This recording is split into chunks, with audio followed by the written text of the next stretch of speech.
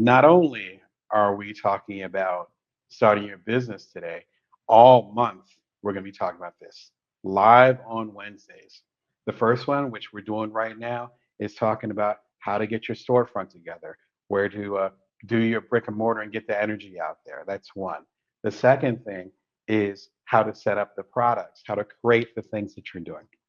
Some of y'all do physical products. Some of y'all, similar to myself, do digital products or online products. We're going to talk about that in the next episode. Again, it's going to be live next Wednesday. The Wednesday after that, we're going to talk about how to actually get paid for the stuff you're doing. It's called e-commerce, right? So the hand-to-hand, or if you're doing it online and virtually. And the last one, which would be the last Wednesday of this month, we're going to be talking about how to actually exit and sell your company. I've gone through that process. The last startup I had was called Cuddler. It was an app that got really popular about 10 years ago. And me and my co-founders, shout out to y'all, end up selling the company after we reached it to much higher heights. That whole process is what we're going to talk about this month. I'm excited about all of them are going to be live. These are not pre-recorded. This is like having me in a coaching session or having me at a keynote and I do the Q&As afterwards. Same type of vibe. I really want to bring it to y'all for multiple reasons. And this whole series is sponsored by Shortform, your ultimate book reader companion. Shortform, I love it for two big reasons. The first reason is that it allows you to learn about books that you might be curious about and then actually purchase them through the platform and or be able to understand it through the platform. So you see some of my favorite books here, Fast Food Nation, shout out to Eric Schlosser, one of my favorite nonfiction books of all time that has stood up incredibly well. Unfortunately, we have not made many of those changes that we need to do with the capitalist system and making us healthier. Of course, The Creative Act by Rick Rubin and my guy, 40 Laws of Power, Robert Greene. So if you're curious about Robert Greene and the work that he does, then you can click on there and actually let's do a quick search. We'll do Robert Greene. Gonna do it live. So then we have all of Robert Greene's books. So it's like, I want to learn more about the art of seduction or the 50th law they did with 50 Cent. Then it's like, oh, there's also podcasts and there's plenty of stuff going on. Mark Manson, of course, with his popular stuff, Jay Shetty, and then Diary of a CEO. Shout out to the founder over there. So you can kind of go ahead and get a general idea as far as what the books are about and what the author is about. But of course, the beautiful part about this, with someone like myself, and I have my books right behind me, but I also have another set of books. I have books in a box. It's crazy. I got to honestly shout out to my family who's always had a bunch of books. Then you can deep dive into the books that you already have. For instance, as I had earlier, if we go to, say, the 48 Laws of Power, and I'm curious about one particular law in the 48 Laws of Power, fantastic book. The book is like 300,000 words, though. The average book is probably about 60,000 words. So it's a big book. And obviously, there's 48 laws. It's like, what's that law about not making yourself an island? You can look it up right there and be like, oh, yeah, don't isolate yourself, which I highly recommend. And then it gives a breakdown of what the chapter is about. Not as tight or as tiny or frankly as superficial as the Cliff Notes, but enough for you to get your arms around it and really be able to talk about it. So if you have a bunch of books like I do, this is a great companion. They gave me a special offer just for y'all where you can get a free trial as well as getting a discount for if you decide to go and go forward with it. Be sure to check it out. And of course, you'll be supporting the channel and all the content that the channel is into. All right. So thank you again for the sponsor Shortform.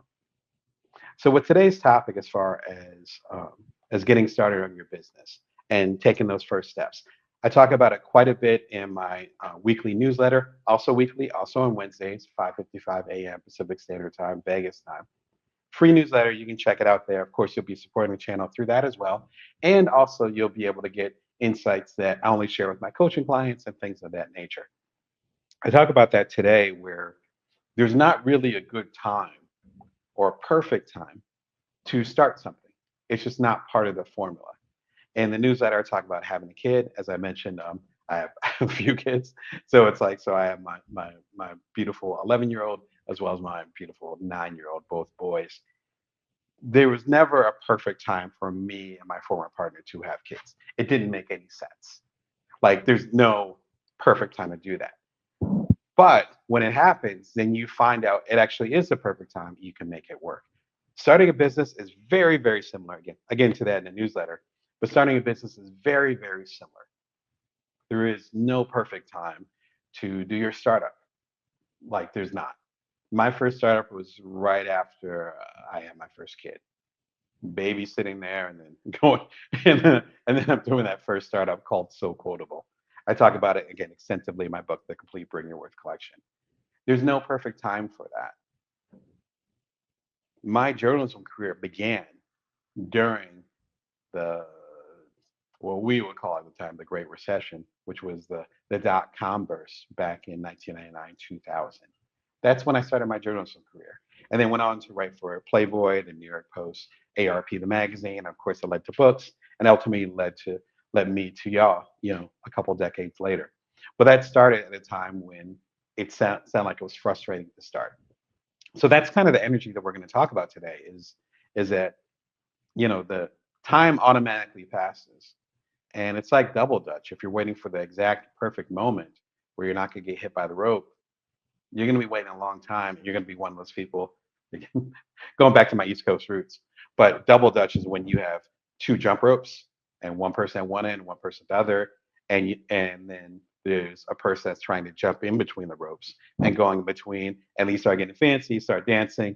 I was never really good at it, but my mom and other folks, as well as my stepsister, were fantastic at it. It's worth looking online. Yes, you want to have good timing of it, but you don't want things to be perfect. Otherwise, you're going to be one of those kids that's getting yelled at because you keep going like this, but you're never getting into the actual foray. Or as Brene Brown would say, you're never getting into the arena. So today we're going to talk about getting into the arena and what that requires. First question I get, I got this question so much when I first started coaching about a decade ago. Do I need a website for my business? Yes, yes, absolutely yes, for sure, for sure. There's lots of places that you can get the URL, which is the little name www. Mine is damonbrown.net. That's fine. We can talk about that in a future episode. Jump in the comments if you have any questions about that. But we're talking more fundamental. Absolutely, absolutely yes, you do need a website. I remember talking to a potential coaching client when I first started, and they were so excited. They're like, "Hey, Damon, it's good to meet with you. We met at the perfect time. The amount of traffic that's coming, where people are learning about my business, it's jumped up so much, and it just happened." And I was like, "That's fantastic. Tell me more about your business and what you do. But what's this jump in traffic about?" And they're like, "Yeah, today I crossed over 100 likes on Facebook, and so my website is really popping." And I do play poker sometimes, but I did not have the poker face at the time. And I was like, wait, rewind that back. What do you mean? And they're like, no, you don't understand. On my Facebook page, I crossed 100 likes. And I said, your Facebook page, your Twitter page, whatever, that's not your website. That's not your home. You don't own that. If you go to bringyourworth.tv, I have plenty of episodes that talk about how I left a lot of the social media, how we don't actually own social media, we actually rent it. At any time, the Zuckerbergs or the Musk or whoever of the world can turn that right off. You need a place, just like a brick and mortar spot, that people can come to. Bringyourworth.tv, I own that URL. DamonBrown.net, that's not going anywhere. That's Damon's home. Join Damon.me, my newsletter, which we'll talk about in a little bit. That's mine. No one can take that away from me. You might partner with certain platforms like a YouTube to go ahead and actually send stuff out. But as far as actually having the thing, Facebook or Meta, whatever, can decide, yeah, I don't like what Damon has to say. We're going to turn that off. That also means that whatever business you're making, just like you wouldn't go and build your brick and mortar, your corner shop on quicksand or in the Everglades in the swamp, because that stuff's going to sink. It's not stable. So, do you need a website? Absolutely. 5,000%. Non negotiable. I think we get confused sometimes because there's so many different platforms or different ways to get our message out that we mistake that. And frankly, it's a lot easier. You don't need to hire a designer. You don't have to go ahead and tell people to come to your website. They can just find you on whatever search engine that platform, such as a Twitter or a Facebook might be using, or a Snapchat. That's that direction you want to go. And and I've had whole episodes about this, so I'll keep this brief. I know people who have multi-million dollar businesses looking in the eye right now, multi-million dollar businesses. And the main way they get their business is through DMs on an Instagram or people reaching out on a WhatsApp. So those days when Instagram was down, those days when WhatsApp had an issue, those times when Twitter went a totally different direction and maybe people weren't rocking with it as much, who knows what happened to their businesses? I don't want you to be in that position. So that first step as far as starting a business, get your website down. Get the URL. I'll give some recommendations if you need them, or I'll go and do a future episode about it. And then get your website together. Get your website together because you need a home. And without a home, then yeah, apartments are fine, but you're not your own landlord. And that's not exactly the place you want to be when you're starting off. Do the investment now. My first personal favorite place to run my website is a place called Strikingly. I'll go ahead and pop it up in a second. I've been working with them for, man, how long? I don't even know how long. But as I say, make a website in minutes, trusted by millions of entrepreneurs and creatives, including me. It's me. I'm the person. And you see some examples like here. And so they also do domain names as well. I like Strikingly for a number of different reasons. Number one, it's WYSIWYG, which for my generation, old school, more Generation X, that stands for what you see is what you get. This goes back to the late 70s, all through the 80s, back when I was learning about technology. What you see is what you get means that it's very much plug and play. You can move things around and set things up fairly easily. That's one. Number two, it does not require a web designer. And shout out to my former web designers. I had a longtime web designer. I see you, Andy. And they decided to move on and they're doing something different. That's what kind of put me back on my heel. And I was like, I was happy for them. And I love that they moved on to their next thing career wise. But it put me in a position where I'm like, do I want to hire another web designer? In this research, I ended up finding Strikingly, which was fantastic. So it allows you to move things around that are most importantly for me, multimedia. So things that were not static. So I have a lot of journalism friends, as I mentioned, my background is journalism. And it's like, all right, I want to have all my newspaper or magazine articles on there or on my blogs. Great, easy. Then I'm connected to Heroic Public Speaking. Shout out to the folks at Heroic. So I'm connected to them. I'm connected to TED. Shout out to Chris Anderson. I'm connected to all these organizations where people are public speakers. In fact, that's some of the people that I coach. And so they're like, I want to put all my talks up there so I can get hired as a speaker or I can have a portfolio. Great. And then you have people like me who are launching apps, have this TV show. I have my books behind me. I've done 27 books. I got my books behind me. I'm doing the speaking over here, and whatever. And I still have my writing for Playboy and other places. And so having what I would call mixed media, more from the art community, it's really good when it comes to mixed media. When we talk of multimedia, we're often talking about um, we're talking about video and all these things. No, this is more mixed media where there's a few different things that are happening at the same time. And so to give you an example, here is my website over at damonbrown.net. And so that was my time on the TED stage, the second stage of TED many years ago, as you can tell, new baby as well as a much younger Damon. And so, based in Las Vegas, helping non-traditional entrepreneurs bloom. You see the links, and then you can grab my audiobooks, et cetera, et cetera. And then my videos are built right into there. So this is called a speaker reel or a sizzle reel. So it's right in there. So if people want to hire me as a speaker, or a consultant, go from there. My quiz over at buildfromnowquiz.com. You can go and take the quiz right here. And then it's a breakdown of me. And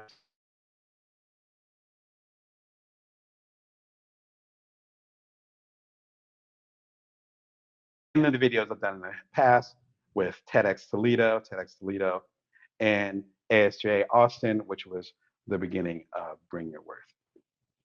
The other cool part about this too is that it allows you to actually purchase things through here, which we'll get much deeper into the second episode of this series. And so if you click on here and you have coaching and learning with Damon, then you have my whole coaching process. If you want to work one-on-one with me, the book and the breakdown of that, and then the side hustle box set, the passive writer, shout out to Jeanette Hurt, and you can purchase them right through there. So Strikingly works really, really well for me personally. I love it. If you want to go and check them out, I believe they have some type of discount that's happening. I think it's still going on. Be sure and check them out though. And again, I've been working with them for a good, 6 years, 7 years.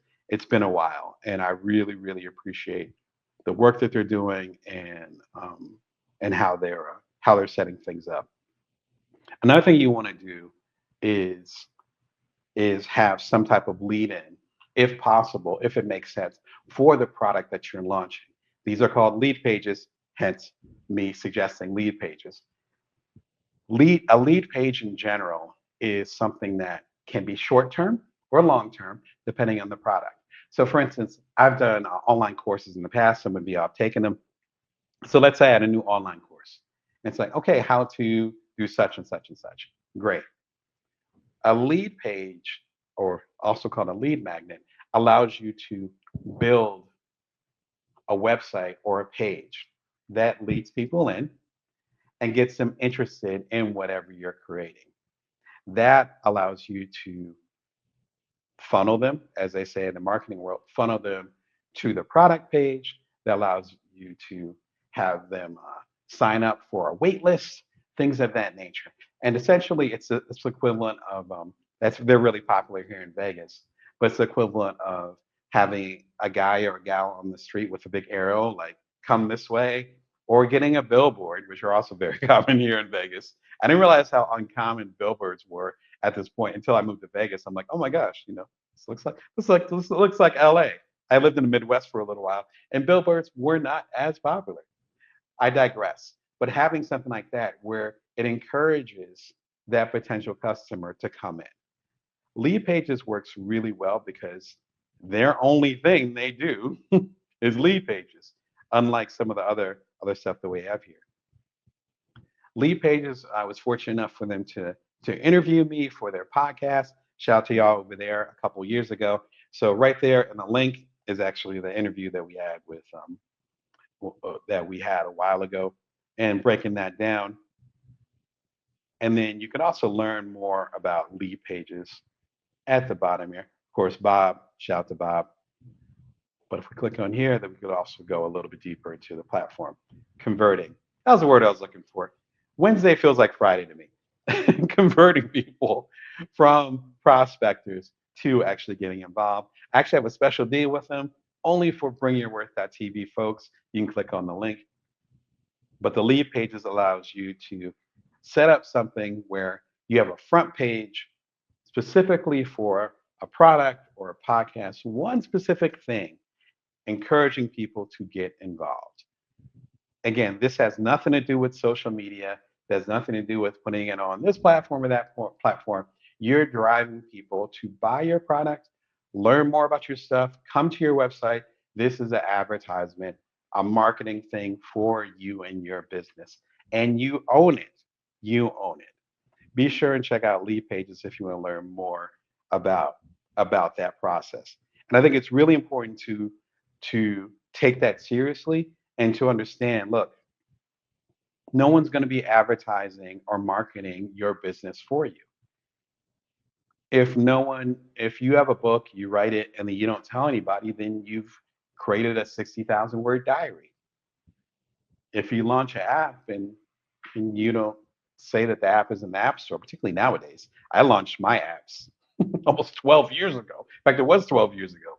Nowadays, things like lead pages, as well as having a home on the internet, like Strikingly, if you're starting your new business right now, at this moment, you gotta start building that proverbial brick and mortar. It begins with having a website. I personally love Strikingly, and again, they have a deal for you. Starting with your website and also having a lead page for the products that you have that you really want to promote right now. If you want to go deeper into the dynamics of getting your product out there, getting things set up, making sure that the nuts and bolts are ready as you move forward, again, the episode that ran recently, get better contracts to protect your intellectual property. When we work too much with social media platforms, when we give away our power and we expect things to naturally rise to the top because we've done a good product or good service or we have a good business or we look or actually are trustworthy, then there's a lot of gaps that can happen within the beginning of your business. If you're starting your business right now with me at this moment, you got to make sure you understand the ins and out of the property, intellectual property, as well as the contracts that you're signing. The platforms I'm recommending today, as far as Strikingly, as well as lead pages, cool. They're cool people. You can trust that. As you go further along and you bring in more partners to build your business, you need to make sure that the brass tacks are covered. So I would love to hear from y'all. Are you just building a website? Have you had a website for a while? Have you been relying more on social media platforms than you're comfortable with? Or are you fine having your business strictly on social media platforms and then just seeing where things go from there? Let me know in the comments and let me know what questions. I've done both. That's why, that's why I can speak from experience.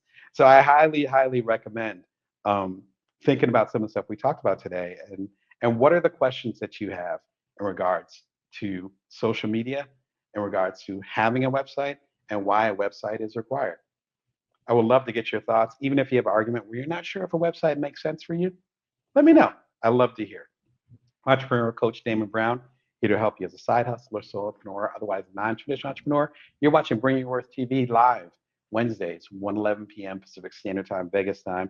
You can subscribe for free on any of the major platforms. YouTube is the main platform right now, but I'm on multiple platforms. Be sure and check it out. And this is episode 422. 22? 22. There's lots of good content on there. We're approaching 5 years of this show. If I haven't said it before, I will say it right now. I appreciate y'all and thank you for riding with me and allowing me to be with you on your journey. Today we're talking about the beginning of starting your business. This is the first episode of 4, finally starting your business. It's time. And it's part of a 4-part series, Start Your Business Now. It'll be all through this month. You can go ahead and subscribe or click on the link below. You'll see the whole series, Wednesdays, live. You can click on any of the videos, you'll get a notification about what's up. So we talk a lot about, do you need a website? Another good question. What does your storefront look like? Now, I talked about damonbrown.net a little bit earlier, where that allows you to buy things through my website. But let's go a little bit deeper into this idea. You absolutely need a storefront. If you do not have a storefront, then how are people going to buy your products? How are they going to know your offerings? How do they actually interact with you? That's a big, big question. I'll go ahead and put damonbrown.net back on there so you can see what I'm talking about. And so again, it shows at damonbrown.net, shout out to Strikingly for the website platform. It allows me or allows you as a potential customer or someone who's coming through that's interested in it to learn what I'm about, like who is Damon, quite literally, and then to even purchase my products, my coaching, my new complete Bring Your Worth collection, some of my older titles, as far as passive writer, everything is in there. This is my storefront for everything. It allows me, if you're interested in the book, you can collect the paperback or digital version of The Passive Writer. Again, shout out to Jeanette Hurt. And then you can add it to the cart. I'm not going to do that right now, but you can add it to the cart and pay for it right in there. So it's an all-encompassing thing. Just recently, just like last few days, there was a lawsuit, a long-standing lawsuit. This lawsuit was happening for so long. I think when the lawsuit first came up, I was living in Silicon Valley and hadn't done my first startup yet. We're talking like 10, 15 years ago, between Apple and one of the major video game platforms called Epic Games. You know them from Fortnite and other folks like that. For decade plus, Apple would automatically take 30% or so from any sale that was done on the App Store. 30%. If you have $1, you're getting 70 cents. They just lost the lawsuit. So now, in many cases, I don't think it's all cases, Apple cannot take at least that full 30%. They've been fighting about that in courts, again, for 10 to 15 years. I remember when it first came out, right when the App Store was launched. If you think about when the App Store was launched, around 2010, I'm not kidding. So it's been a good 15 years. They just lost that lawsuit. So now, if I'm a customer buying something from Epic Games or one of these platforms, finally, the company itself, when I send them $1, they might actually be getting $1. Other than that, they're getting 70 cents or less, depending on the situation. Think about that. That was one of the reasons why I have my storefront. This was a conscious decision. It was a conscious decision for me to be like, no, no, no, no. I don't want the middlemen. I want it so that if you, it's like, hey, I want a copy of the complete Bring Your Worth collection. And it's like, great, I will send you a signed copy. It's like, awesome. Go to damonbrown.net, put as many as you like in the cart. We can make more. Put in the cart. Cool. When you go ahead and put it in the cart and you pay for it, then it goes to my bank. It goes to my credit union. And then I go ahead and take care of it for you. It goes to my business as opposed to having all these different things. If you end up doing purchases through a Facebook, if you end up having your customers purchase through, I think Twitter might start allowing purchases now. I'm not on Twitter like I used to be because reasons. But if you do your purchases and have your customer buy things through that, then you automatically have a chunk. We'll close that up. You automatically have a chunk going to your audience. I'm sorry, to the third party. And so if you do not have a proper storefront, then you're literally leaving money on the table. And then how are people supposed to get to what you're doing? So your storefront, in my opinion, should be a place where they learn about your business, also about you a little bit, because they don't know who you are. So even if it's an about page or something simple, one. Number two, all the products and services you have available. And then number three, ideally a way to just put it in the cart and purchase it. Now, if you do a lot more in-person stuff, even that can be helpful because I've done keynotes all across the country and then have done a couple overseas. Somebody might not be ready to buy when they see you, or when they see you like in person and you have your goods out there. Like if I had my books laid out, they might be like, hey, I might not want it, but my cousin would love this book, would love this product. Then what? You can tell them to follow you on Instagram, DM me, and you can get a copy of the book.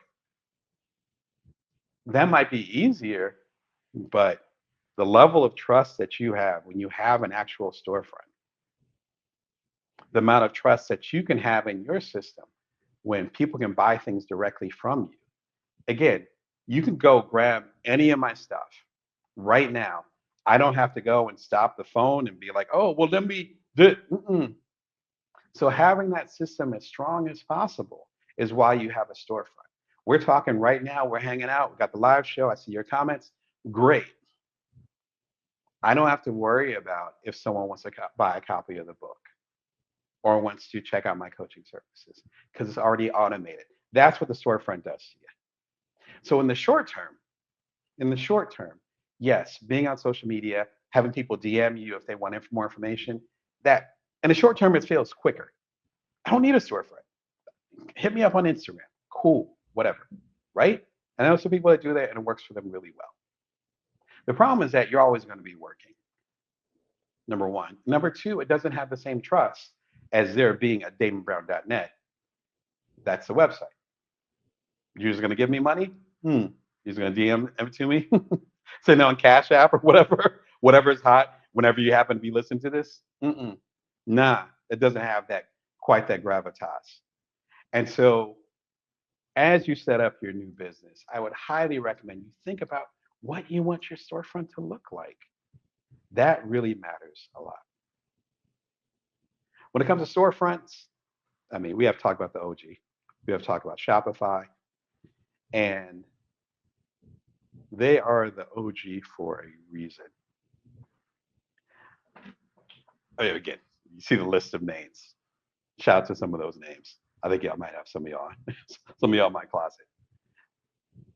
Shopify allows this, allows you to push your particular products or services onto the social media platforms, allows you to do seamless checkout, and as they say, it's all in one, where it takes care of the payments and the secure transactions and even some of the shipping, though I think you still need to be involved in some of those ways.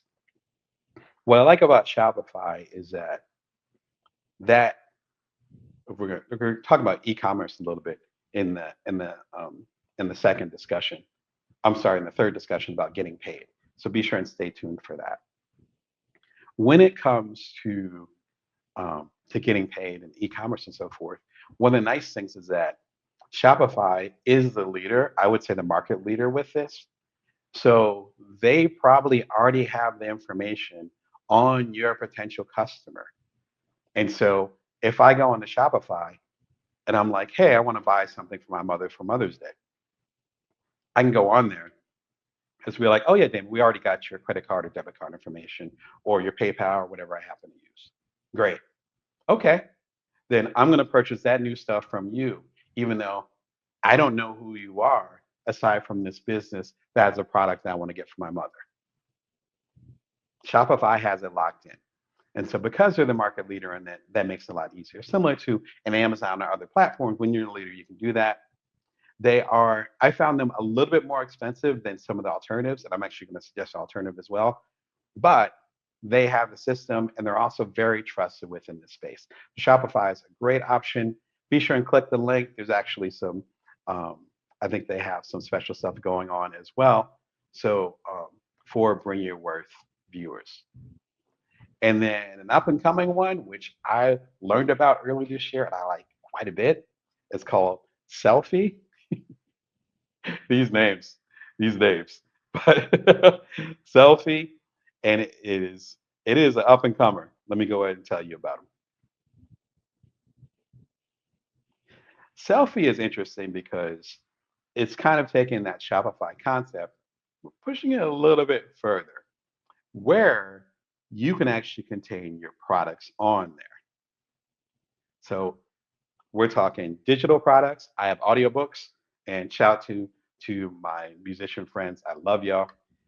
And so people who are making music, people who are creating things in an audio platform, print on demand, and we're going to talk about that in a moment. But print on demand, which allows you to ship stuff out, subscription services, no transaction fees, and then I'm going to hop on down because they actually have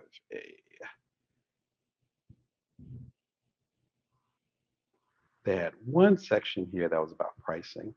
Unfortunately, I think, where is the pricing? I think I lost it from here, but I'll tell you about it. So with Selfie, they actually have a flat fee as opposed to it being based on transaction. Again, let me repeat that. It being a flat fee instead of being based on transaction. In other words, with your business, you pay them a flat fee to host your stuff, to share your stuff, et cetera, et cetera. You could sell one, you can sell, I don't know, let's say 500. unless there's a cap, that there might be a cap that's in the super high numbers, right? If you're the next viral sensation, then you might need to upgrade. But for the most part, it's a flat fee. So it doesn't matter how many you sell and how many products you get out there.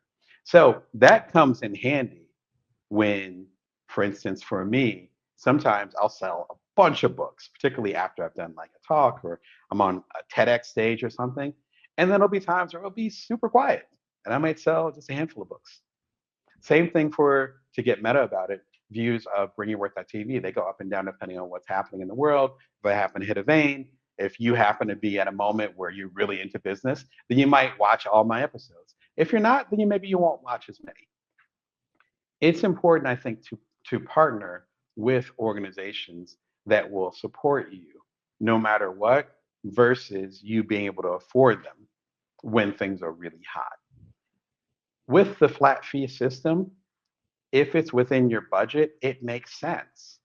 Because then when things wildly swing, and I wish you all the success in the world, when you hit those waves, I've had several waves in my career where it's like, feel like, you know, business wise, things are ridiculously hot. And then things get chill and then things get hot again. So you want to work with organizations that allow you to have that flexibility. Again, we'll talk about this a little bit more when we get to the third part of the discussion when we talk about e-commerce. That's a really important part of it because whatever e-commerce partners you have, you want to make sure it's sustainable. What I like about Selfie is that all of these things are usually split into different parts. Usually one for print on demand. There's usually one for digital products. There's usually one for physical products. There's one for affiliate marketing. There's one for subscription.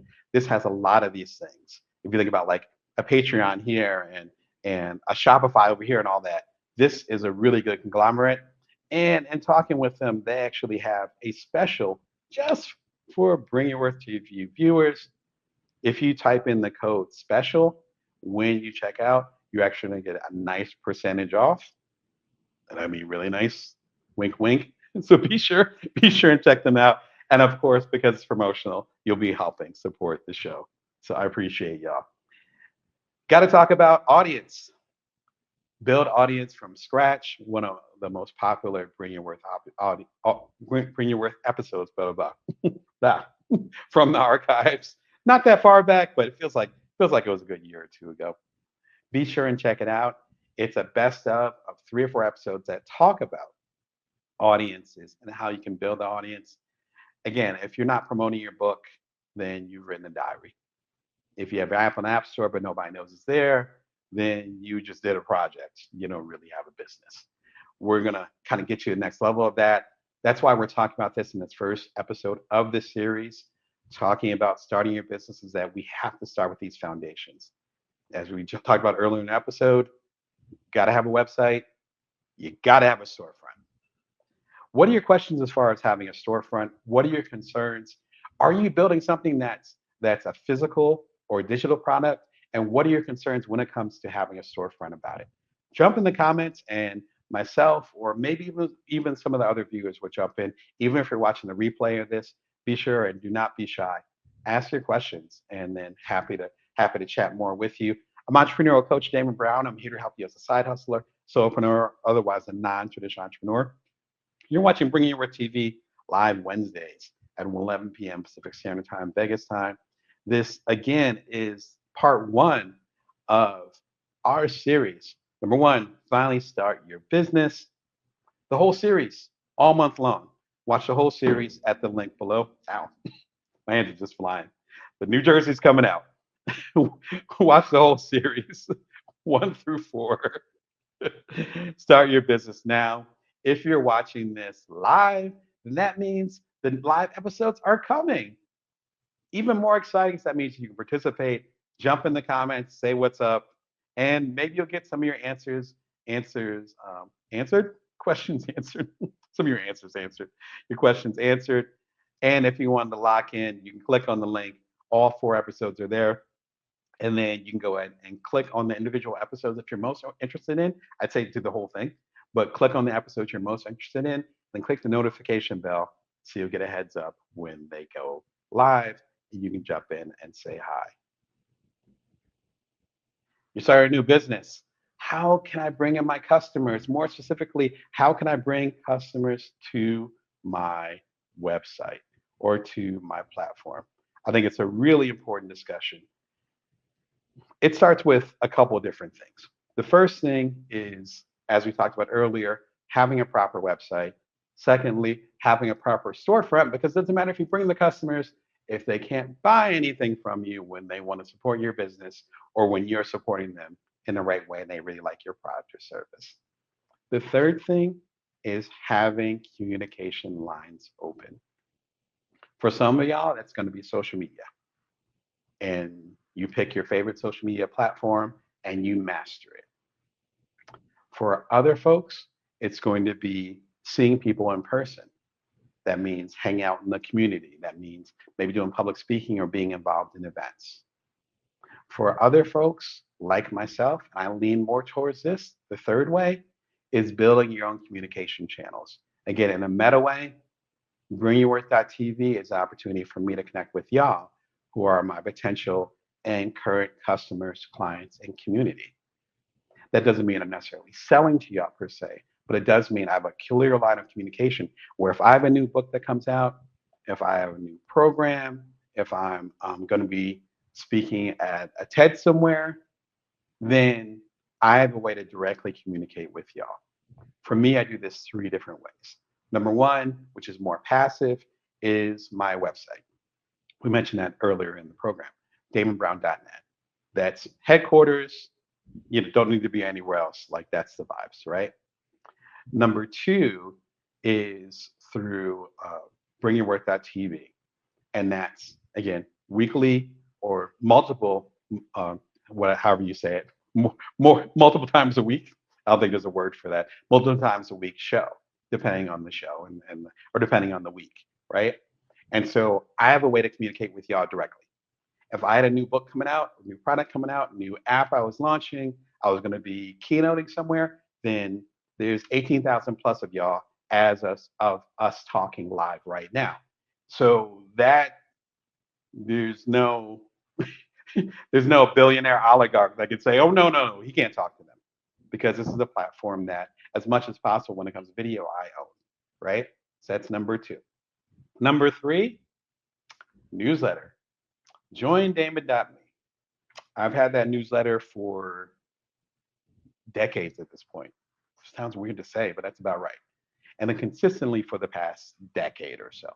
But I've had it for multiple decades at this point. Back when it was a little thing where I was just catching up on people, post grad school, I think, is when I started the newsletter. And it's grown, of course, from there. Again, it's at joindamon.me. There's a reason why everybody and their mama has a Substack. I don't care for a Substack, but because they have a lot of issues going on, but you can't argue with the movement. That's why everybody has a Substack. That's why everybody has a newsletter. That's why I grew up in the era technology-wise when there were blogs. Seems like blogs are back. And that's why me and a lot of my colleagues at this point have some type of video or some type of podcast. There's a reason for that. We can actually own our pipeline, not as far as getting y'all to buy things, but own the pipeline as far as how we communicate and connect with y'all. There's power in that. There's strength in that. Sorry, they're doing construction at my building right now. Hopefully that noise isn't too loud. But there's a whole different level right now. There's a whole new level of you being able to communicate directly with your audience. It would be a shame if you didn't take advantage of that. My favorite way to do that, aside from seeing y'all, your lovely faces virtually or otherwise once a week, is having a newsletter. My favorite newsletter platform provider right now is Beehive. I'm actually rocking a Beehive shirt. You can actually get it at the link. It's built for pioneers. First, I'm going to go ahead and show you my newsletter. And then I'm going to go ahead and show you about Beehive. In fact, let's flip it and reverse it. Shout out to Missy. I'm actually going to show you about Beehive first, and then we'll go ahead and go from there because it might be easier to show you the abstract and then to illustrate. All right. And then you can see the deal right at the top. So if you go to my preferred partner link right there, This is, yeah, we're fine with cookies. This is Beehive. And of course, again, you get the nice little discount and we'll be supporting the show if you do that. A lot of people rock with Beehive. I like Beehive for several different reasons. Number one, in fact, let's just focus on two reasons. Number one is the ease of use. Again, if you heard me correctly, had the newsletter for about 20 plus years. I've worked with so many different platforms. I remember starting my newsletter when it was just me emailing people and then sending a BCC, in other words, a blind carbon copy. So other people, I wouldn't just spam the whole thing. Other people wouldn't know other people's email addresses and who was signed up to it. So I've seen it evolve literally over the past 2 decades. Some of the platforms that I've worked with have gotten so complicated and having to essentially learn WordPress and the tagging and all this stuff. What I loved about Beehive, I started working with them probably about a year and a half ago. If you join my newsletter at joindamon.me, you saw when that transition happened. And what I loved about them, number one, is the ease of use. It was similar to me writing a blog post circa 2006. You click on it, you type in what you have to say. You want images? Great. Plop an image in there. So the ease of use was ridiculously high. Love it, love it, love it. If I have a newsletter idea in the middle of the night, which sometimes happens, or after I get my kids to bed, I'm like, oh, I need to write about that for the weekly newsletter. And it's, I can go ahead and do it, write it out.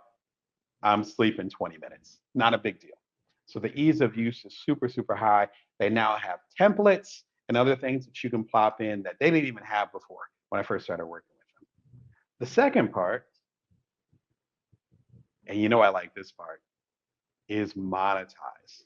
Monetize, monetize, monetize. When you build your newsletter in my case, it was I do have a weekly newsletter, I'd say within 4 to 6 cycles, then there were potential advertisers that wanted to be in my newsletter. And you can get a pay per click or a pay per view.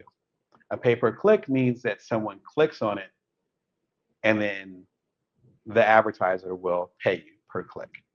Pay per view, which sometimes has a different term to it, is basically how many people will actually open the newsletter and see the ad. So if you had 10,000 people that were rocking with your newsletter and 800 people open the newsletter, then you get paid for those 800 people. Hopefully that makes sense to you. So this allows you to actually generate revenue based on you having your newsletter. And to be frank, we'll talk about this a little bit later on in the series with upcoming episodes. When you're starting your business, you want to be as frugal as possible. You don't need to get your business cards yet if you're not going to be giving your business cards to anybody. You'll need to get an expensive website, URL, as far as getting Damon.com. Do you know how expensive Damon.com is? I don't even want to talk about it. There's a reason why it's DamonBrown.net, because I'd rather spend my money on my family or on growing my business. I'm not going to spend my money just on the URL. Do you understand what I'm saying? So if there's opportunities for you to have revenue coming in that will help you supplement you starting your business, you darn sure should take advantage of it. There's a lot of things I like about Beehive. As I mentioned at the top, you can go to my special link, and then you can get a discount for the first few months that you do it, as well as a complimentary 30-day trial. These change over time, so be sure and click on the link to see what the current offer is. But if you're watching it live, it is live. And shout out to Beehive. I appreciate y'all's support. So when it comes to my actual newsletter, then what I show y'all. Now this is joindamon.me.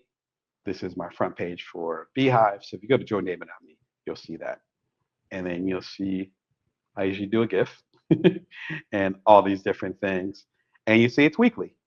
And it goes all the way back. And if we go to today's newsletter, for time to get started. Then, in partnership with 1440, shout out to them as far as sponsoring this week's newsletter. And then me talking about, as I talked about, the perfect time.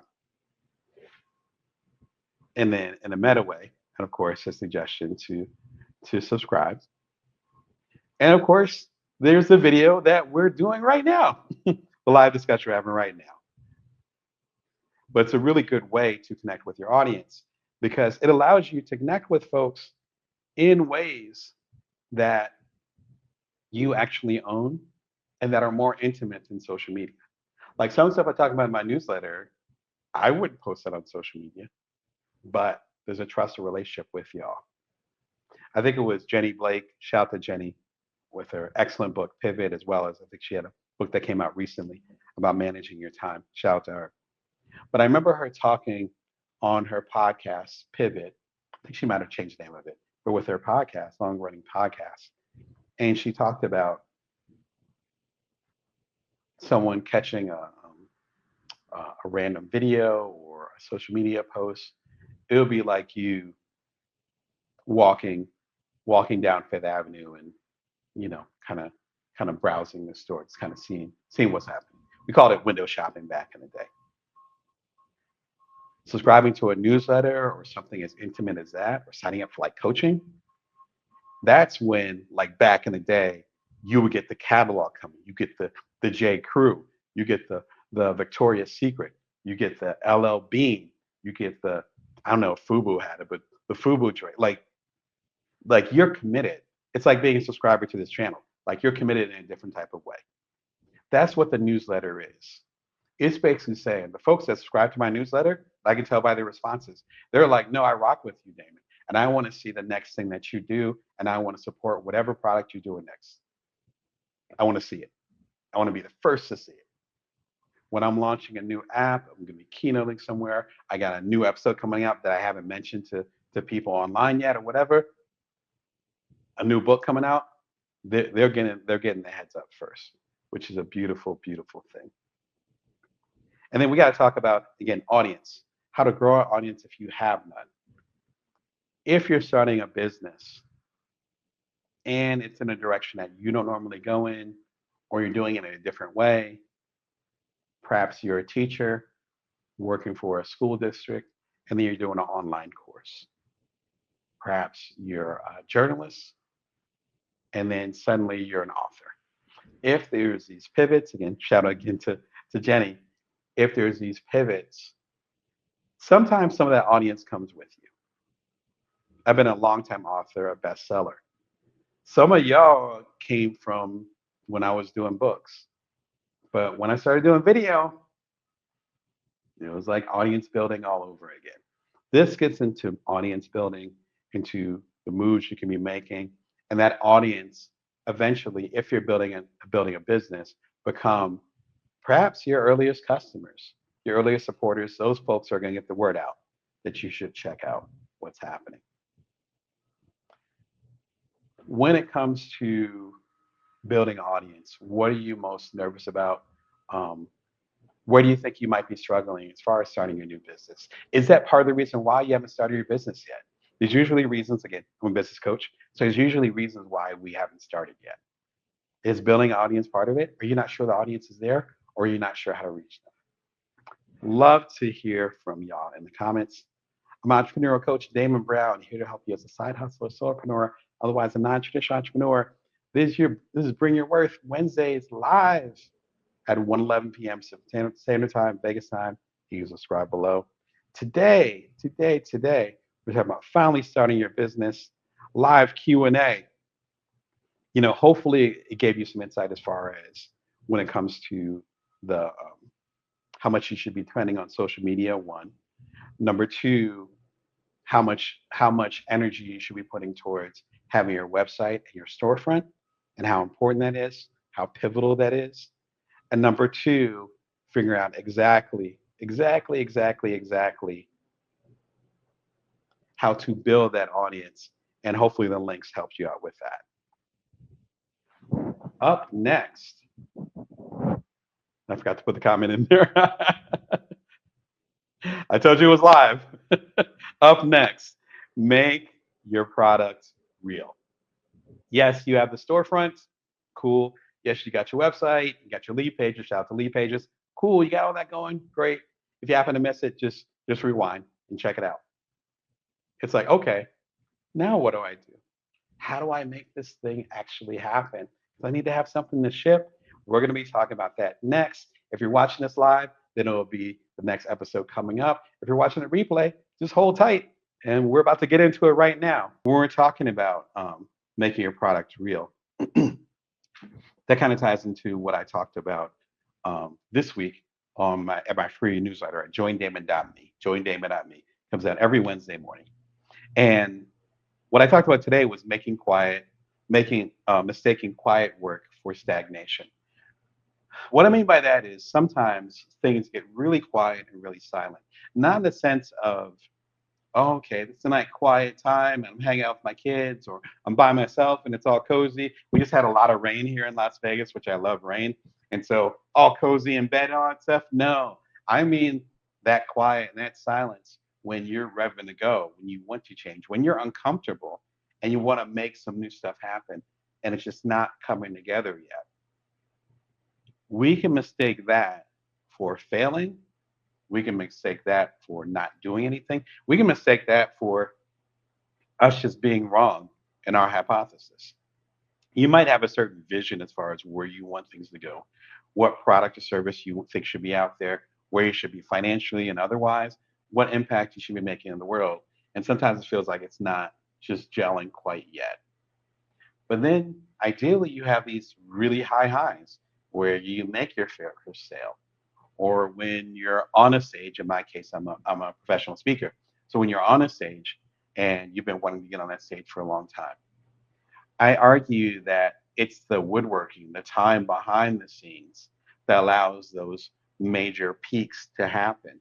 So if we end up being resentful when we have things that are quiet, that's just going to make it harder when we actually do have those opportunities because we're not going to be ready. There's literally, I can make a list. If you know me, I'm into index cards. I got 3 or 4 index cards up here of things that I'm waiting to happen, or I'm building to happen, or I've been working behind the scenes. In some cases, for years. I am not exaggerating. For years.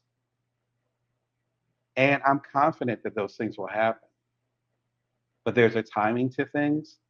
And also, sometimes when those things don't move forward, then you have an opportunity to turn your back a little bit and get back in the workshop, make it tighter. There's stuff that I've wanted to launch literally for months, and I've had a setback, or things haven't worked out how I expected, or it wasn't quite what I wanted. And then I was just talking to a good friend about it. You might be watching, shout out to you, where I'm like, oh, wait, what? I keep coming back to do this thing. And every time I come back better. I was like, wow, I just realized that. The frustration of wanting to do something over and over again. But then you start to come back that third time. In this case, it's actually the fourth time I'm trying to do this thing. And I'm like, wait a second. How did I get more game? How did that happen? I didn't notice it was happening. And I mean this 500% sincerely from a very humble place, not as a flex. But the thing is that when you're woodworking, when you're in that quiet, you don't recognize the work you're putting in. It's like, again, the classic analogy of being in the gym, and then suddenly you got some stronger muscles. It's like, wait, how did that happen? You're in a situation where you're in a rough dynamic with like a family member or somebody you care about or whatever, and then suddenly something happens and you handle it fine. You're like, well, how did I handle it fine? I was just flying off the handle, a moment ago. You're learning. And so when we're talking about making your product real, that's the behind the scenes. You get into trouble when you say, this product's going to come out. Save this space. I'm going to do this. I found that we tend to get tied up in that because then it creates unnecessary pressure. Instead, just do the work. Just shut up and do the work. That's all. When you shut up and do the work, then you're able to build in quiet. And then as you get it closer to where it's supposed to be, then you start to bring it out into the world. So the first in this series that we had a week ago, we talked about building stuff and setting up the infrastructure essentially so that things can thrive. Now, with this episode, we're talking about building something, creating something, and getting partnership from that level. Again, today's newsletter talks about that. Shout out to y'all that subscribe. You can subscribe for free, and whether it's to Bring Your Worth TV and or to joindamon.me. And so when we're talking about making a product better, or actually just making a product, big question: how do I design when I'm not a professional? How do I design when I'm not a professional? That is tough. That can quite literally be $1 million question. It's similar to the discussion of how do I create this when I'm not a programmer, or how do I get this thing going when this isn't connected to my profession. One of the best ways to do, of course, is to partner with people. I've done lots of videos about partnering, as well as signing contracts with folks over at bringyourworth.tv. Feel free to go through the archives. We've talked about it quite a bit. Another thing is to actually hire people for that specific thing. And that hiring could be you give them a flat amount of money, say, okay, I'll give you X amount of dollars. Here you go. Or you give them a certain amount of equity or a piece of whatever you're building. Okay, why don't you go ahead and design stuff for me or create things for me or program things for me? And then I'll give you 5% of the company. So that means that if the company were to be acquired, or if you were to get acquired means exiting, that means it was bought from somebody else. We'll talk about that in the final episode of the series. Or if you were to get investment, then they would own a piece of it and then their value would go up. So you're essentially sharing the wealth. What usually happens is that for companies that have a whole lot of money, or if you happen to have personally have a whole lot of money that you can invest into this, bless you if you do, then it will usually end up being a financial payout to say, hey, can you design this or can you program this for me or build this for me? Here's, I don't know, let's say $1,000. If you end up being cash poor, which doesn't mean you're poor, but you're cash poor, in other words, your cash flow has to go somewhere else, then it's usually a piece of the company. With the companies that I have built, it was one where it was just myself, so there's nothing to share. And then my second company called Cuddler, I worked with two co-founders. They had actually already started to build the company, and I joined in a little bit later. And then we ended up divvying up the percentage of the company based on the work that we were doing, as far as how we contributed, so forth and so on. I was essentially the COO, so the creative chief operating officer. I'm so used to the creative world. Chief operating officer, and I was also the CMO, the chief marketing officer. So I helped launch the app as well as do a lot of the day-to-day stuff, which again I talked about extensively in the complete Bring Your Worth collection, specifically in the ultimate bite-sized entrepreneur. So my role dictated how much of a percentage we end up doing. So when we got acquired about a year after we launched, then that check that came to our respective bank accounts, that was based on percentages that we did. So if you're going to be working with someone else, often there's two options: to give them a flat financial fee or to go ahead and give them a piece of the company. And actually, there's a smaller third option. And the third option is actually doing a barter where there might be stuff that they want to get done with their business or in regards to them, as far as, like, let's say that they're an amazing artist, but they don't know how to launch a business or how to launch their product. And let's say you know how to launch a product, but you're not a great artist. Then you two could barter, and then there's no financial exchange at all. So there's different ways to do it, but the most common way would be giving a piece of the company or giving some type of flat fee. For the folks that have worked with me, shout to Beck Loss. Her name is BECLOSS. You can look her up online. She's actually been my cover designer for this book, as well as that book, and a lot of my independent books that I've done over the past 10 years. And so we end up working from a flat fee standpoint. And that works for us. It works for both of us. So finding out the dynamic makes perfect sense. It also requires, most importantly, a level of honesty. My father, shout out to him, he's an artist. He's fantastic as far as drawing, graphic arts, and all that.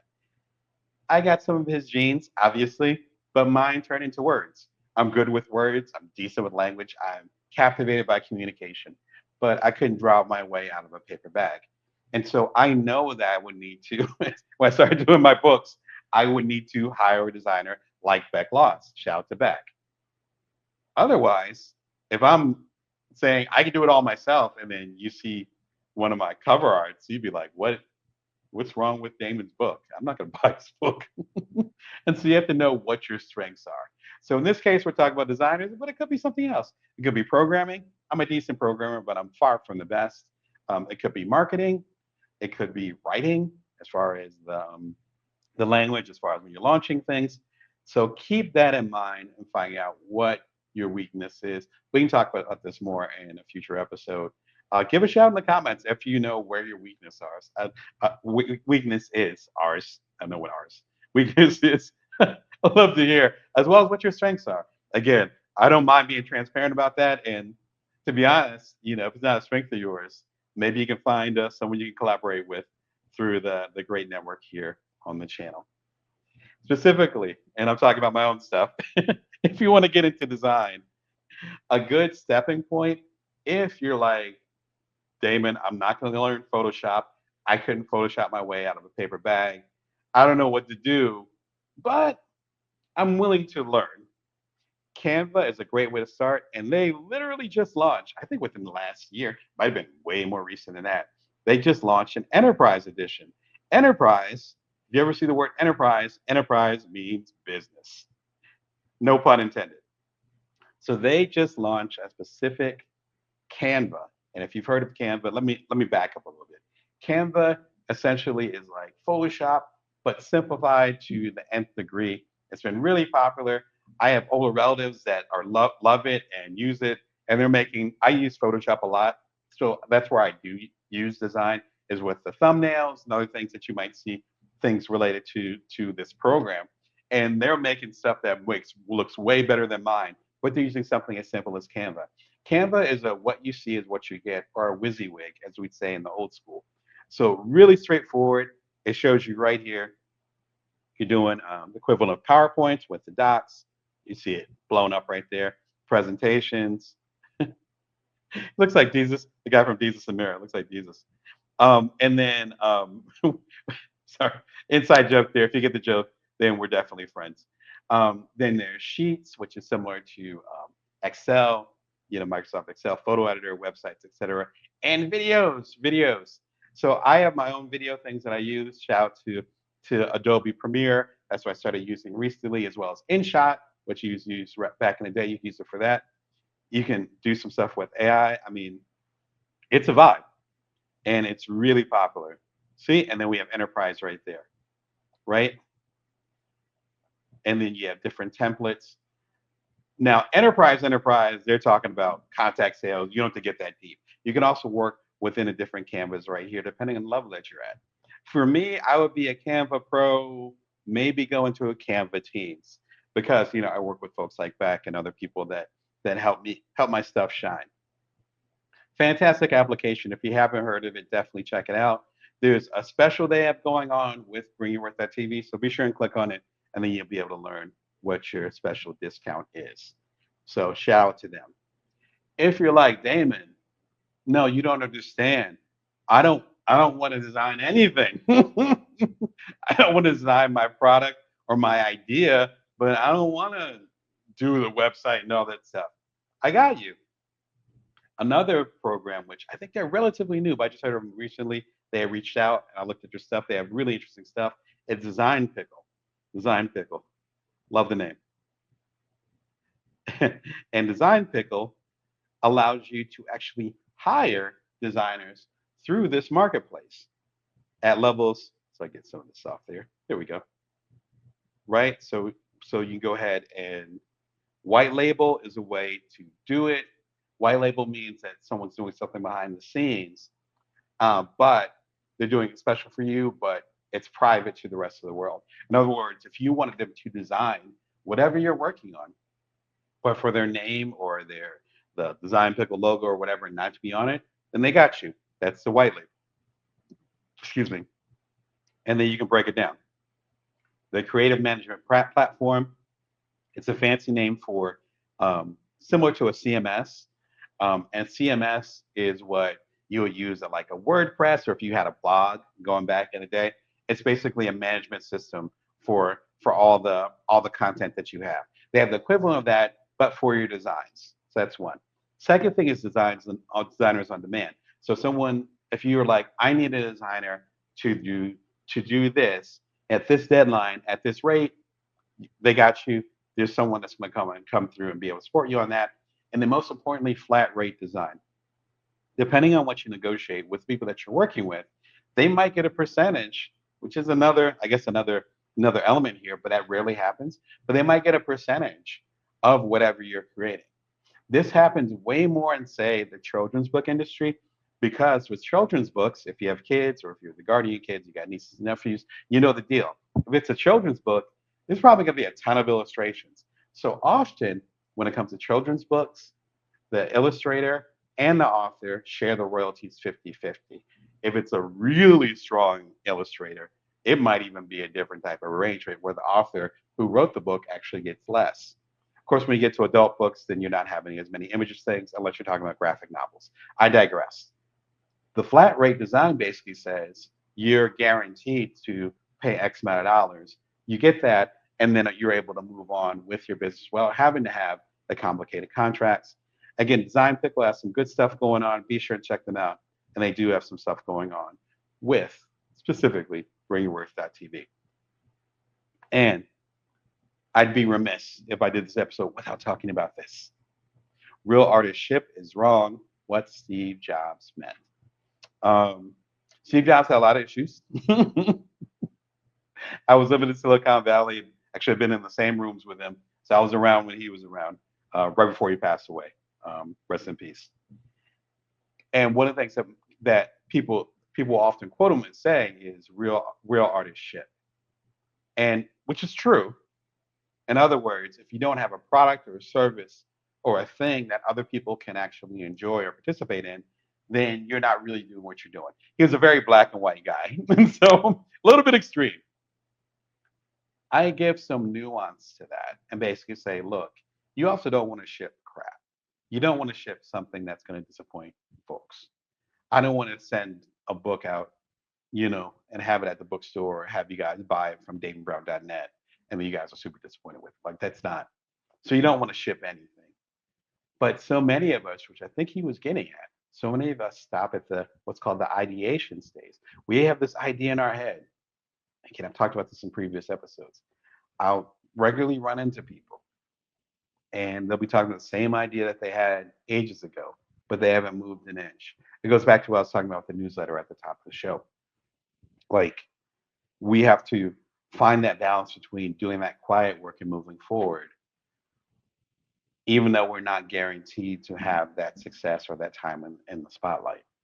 But sometimes we're so eager to have that positive feedback and be like, oh, I want to ship it right now. That adrenaline, that serotonin kick that happens with it.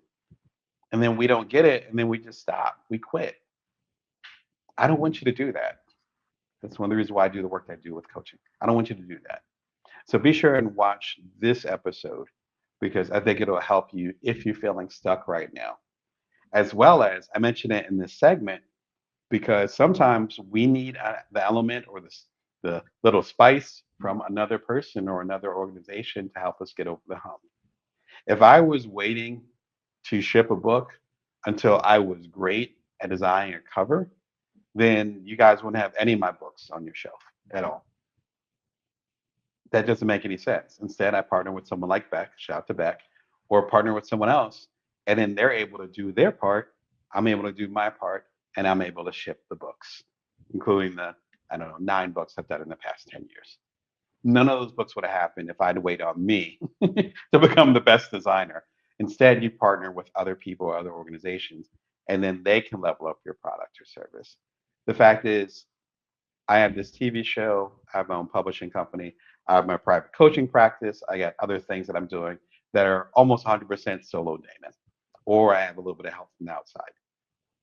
But all those things require some type of input from people outside of Damon. Not only does that keep your sanity, but also allows you to partner with people who can help your stuff really shine. What are the areas where you feel like you should be? What are the areas where you feel like you're strong at? Where do you feel like you should level up? And where are those areas where you should outsource it? Give it to somebody else. For me, it's design. You don't want something that's 100% designed by Damon. You really don't. At least as far as drawing, you don't want that. I've designed other things. I'm decent with my hands, but drawing, that's not it. Maybe in 10 years, I'll be in a different place. But for right now, that's where I need the most support. You're watching Bring Your Worth TV. I'm entrepreneurial coach Damon Brown, here to help you as a side hustler, solopreneur, otherwise a non-traditional entrepreneur. I'm here live on Wednesdays at 1:11 p.m. Pacific Standard Time, Vegas time. You can subscribe for free. And today we are talking about, excuse me, making your product real. How do you make your product real? It's an important thing, because if you don't have a real product, then what are you doing? How can you help?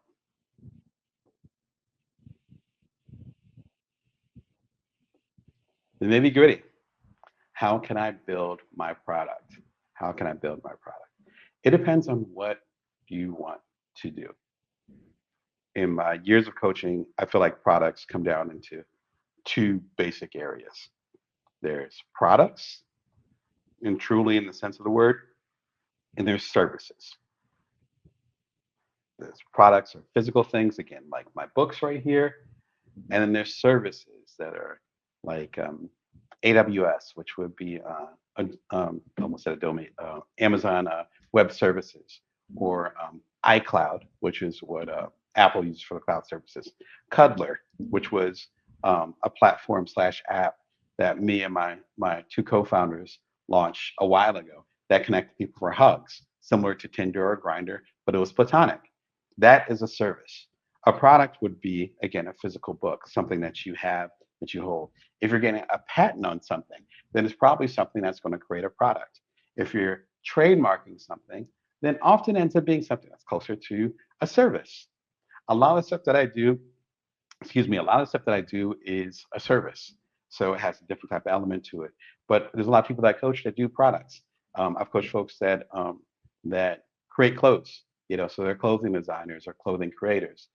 Folks that have patented like like certain boxes or drones or things like that. That's part of the game too. Depending on the direction that you're going in, whether it's a pure product, we'll call it that, or a service, then you have to find partners that are going to allow that to happen. When it comes to something like a service, then you're probably going to need someone who knows how to program, someone that knows how to market, and someone that knows how to actually implement the thing, where it would go, who it would go to. That ties into marketing a little bit, but it's a little bit closer to like the visionary slash entrepreneur. I know some folks that are all three. They're like, I'm going to design it slash program it. I'm going to market the heck out of it. I know exactly who it's supposed to go to. If you're fortunate enough to have that trifecta, great on you. There's certain things I've launched where I've been able to be that trifecta, but it doesn't always happen, because often we have a weak spot in that. We don't know how to market it, or we're not exactly sure who the audience is for it, or we're not sure how to program or create the thing. When it comes to a product, we have very, very similar dynamics. How are you going to design a physical product? Like the engineer and so forth, like the person who's actually going to design it, like design it on paper. Then how are you going to execute it? Where's it going to be made, and the pieces of it, and what's it gonna is it gonna be made out of plastic, or is it gonna be made out of an alloy? It gets really, really detailed. Again, I've worked with a lot of y'all that are doing this. Salute to y'all. It can get very, very complicated. And then the third part of it, of course, is the same as the software one, is how you're going to market it and get it to the right people. So if you come from an engineering background, maybe you can engineer the heck out of it, but you might not know the physical parts of it as far as how to make it physically real. And you might know how to make it physically real, but you might not know how to get it to the appropriate people. As you work through these pieces, then partnerships, as I talked about in the previous segment, become priceless. It can save you tons and tons of money. It can save you some heartache. And so connecting with organizations is a good first step if you feel as though you have some support you need to get. So the first thing, as we talked about in the in the first segment, is to find out where your weak spots are. Again, I'm not a great physical designer as far as drawing. That's not my strength. I have a lot of other strengths, but that's not my strength. So if I were to launch my next product, or more than likely I'm more of a service guy, my next service, then I would make sure I partner with someone who can draw really well or who can design on paper really, really well. Because that's not a strength of mine. That's not the way that I operate. So that's one, is to find out where you need the support. Number two, I would recommend connecting with organizations that actually represent those people. I've been a longtime member and used to be a board member of the American Society of Journalists and Authors, ASJ. They're at asja.org. So if someone was not strong in the writing department, or they wanted to connect with journalists or with authors, or I do ghostwriting, so if they wanted to find a ghostwriter and stuff like that, then connecting with an organization or even going to places or functions with ASJ would make sense, because they're surrounded by people who are strong with the written and spoken word, mostly written word. That's where you go. Just like because I'm not strong artist, then I would go to the art networks, whether it's online, virtual, or go to the networking events. And it's like, hey, I'm looking for artists, and I could probably throw a dime and hit five of them, you know. And so finding out where they hang out and finding ways again to partner with them. The third part about it is to actually find a way to get them what they need, get you what you need, make sure the contracts are good, and then you'll be able to move forward with it. Again, as I talked about in the previous segment, we sometimes get caught up because we're trying to figure out everything on our own, particularly us as solopreneurs. I get it. You got my sympathy. But we're not supposed to figure out everything on our own. That's literally what the internet is for, at least how we're going to use it today. That's what networks are for. That's what organizations are for.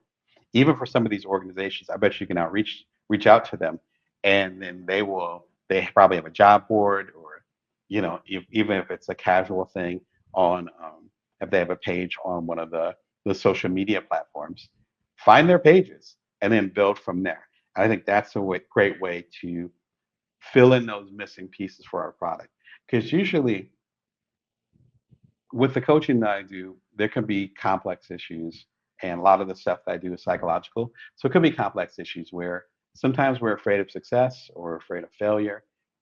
Sometimes we got burnt because we tried to launch something in the past and we don't want to go through that again. Excuse me. Sometimes there's the emotional baggage with that, which I'm happy to get deep into. If you've coached with me, we've had some of those conversations. But sometimes it's just because we're trying to do everything on our own. And so because we feel like we do everything on our own, then we're waiting for things to click, but then we don't have all the strengths, and so nothing ends up happening. And then we end up in the same place. I don't want you to be in the same place, as I mentioned several times in this episode. And so this is a way for us to move forward. Now, if there's specific things that you want to go ahead and get off the ground, then I have some platforms that can totally help you with that. And so let's talk about the first one. It's called Selfie. We talked about it briefly in the previous episode. Selfie is cool because it allows you to have a storefront, which again, we talked about in the previous episode. Rewind if you missed that one. Sell your products, as they say, hassle free, easy setup, it becomes your storefront. But here's where it gets interesting, is it actually has most of the different bits and pieces that I would say probably 80% of y'all would actually need. So if you want to sell digital products, shout to my musicians. I love y'all. You know who you are.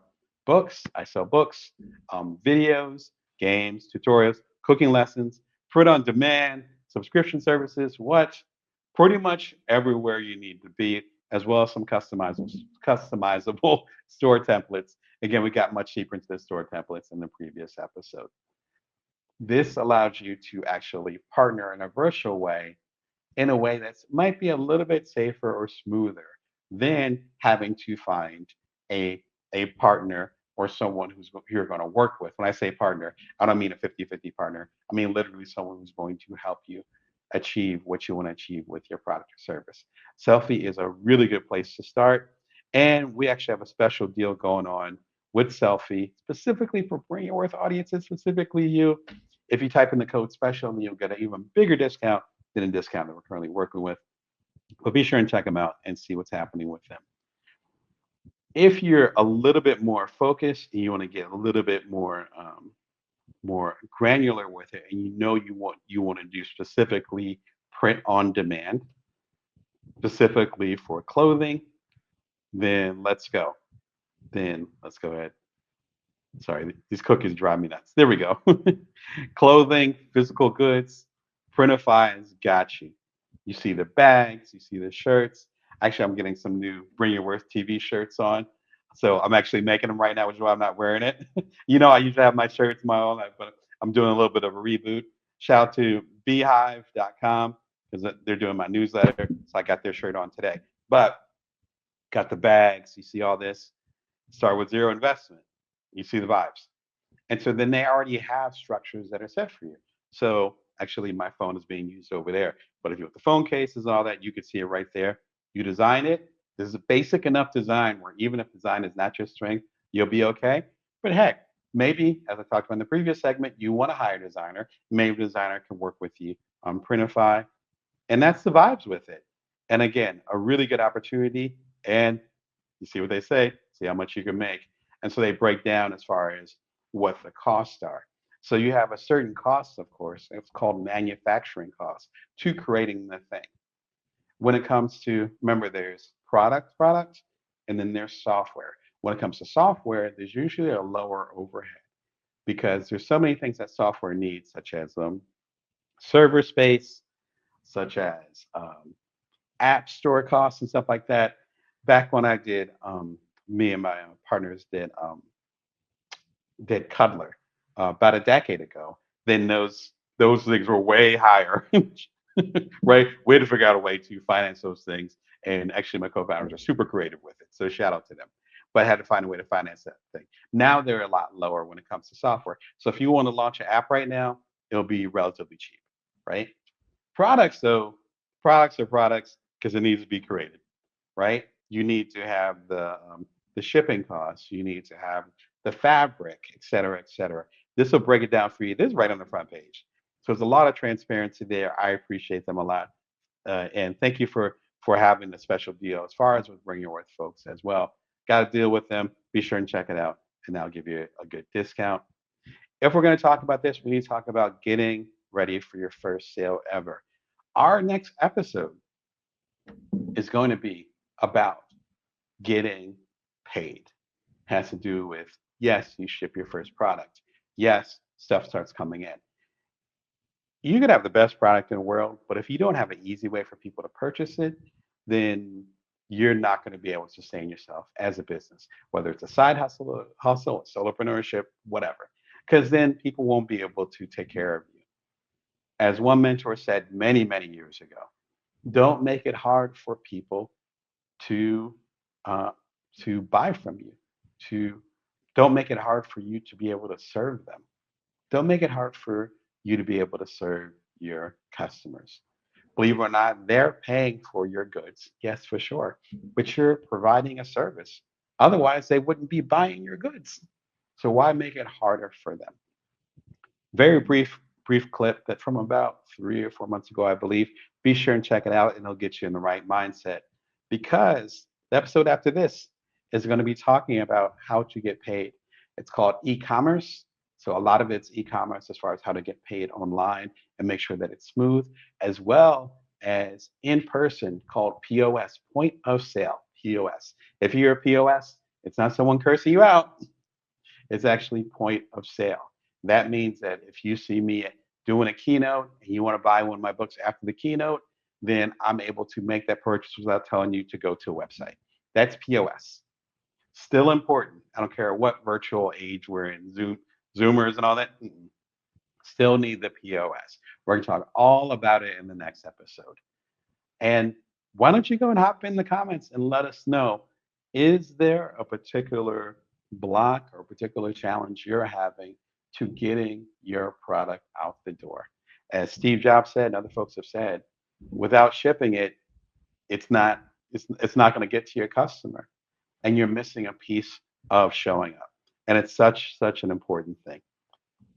Saw the t-shirts a minute ago and thought, so I need to make some t-shirts. You sure do.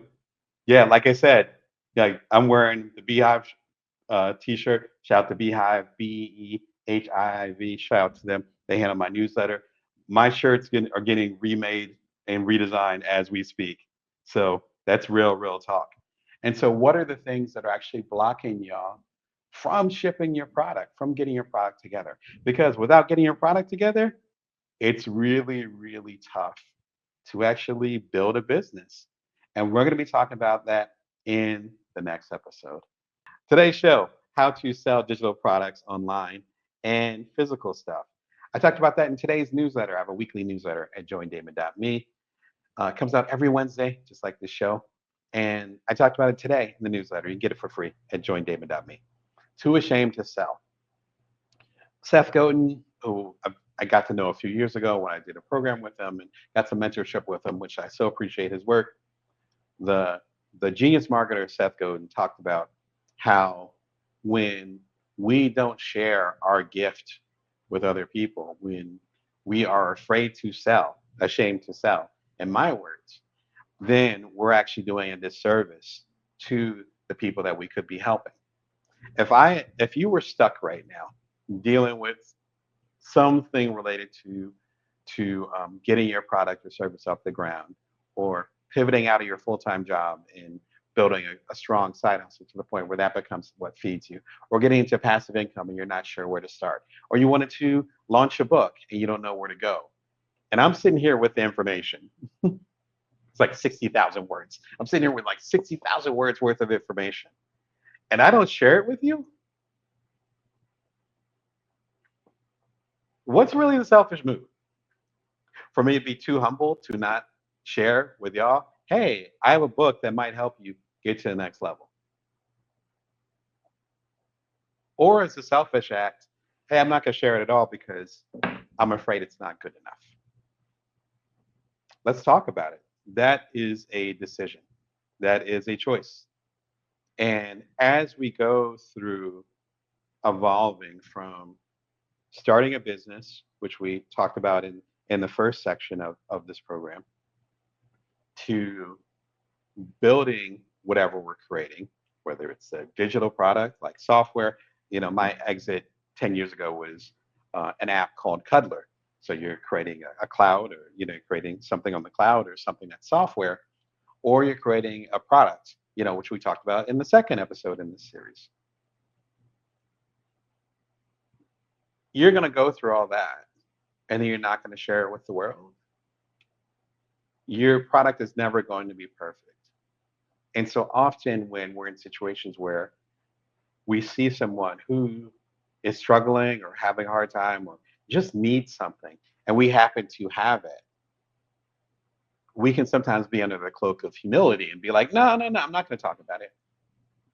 No, I don't like to brag. I like to be humble. No, you're hiding. It's actually a disservice. It's a disservice. I believe strongly in that. Because if you have a particular POV, or to get old school, if you have a particular light and you're not allowing it to shine, that's just keeping you under the guise of being safe. That's not protecting you, really. It's just helping you psychologically feel better. And there could be people, communities, customers, if you're not comfortable with that word, you can find a different word, who could really use whatever you got. I'm really intense when it comes to words. I love conversations, as you can tell, this is episode 426. I love complicated concepts, and I happen to have a knack to be able to explain them relatively clearly to other people who might not understand the complicated concepts. That's a particular strength of mine. That's what I love doing. That's why I'm a teacher. That's why I coach. That's why I'm chilling with y'all every Wednesday. That's my strength. Imagine if I was too reserved, too afraid to share that with y'all. How sad would that be?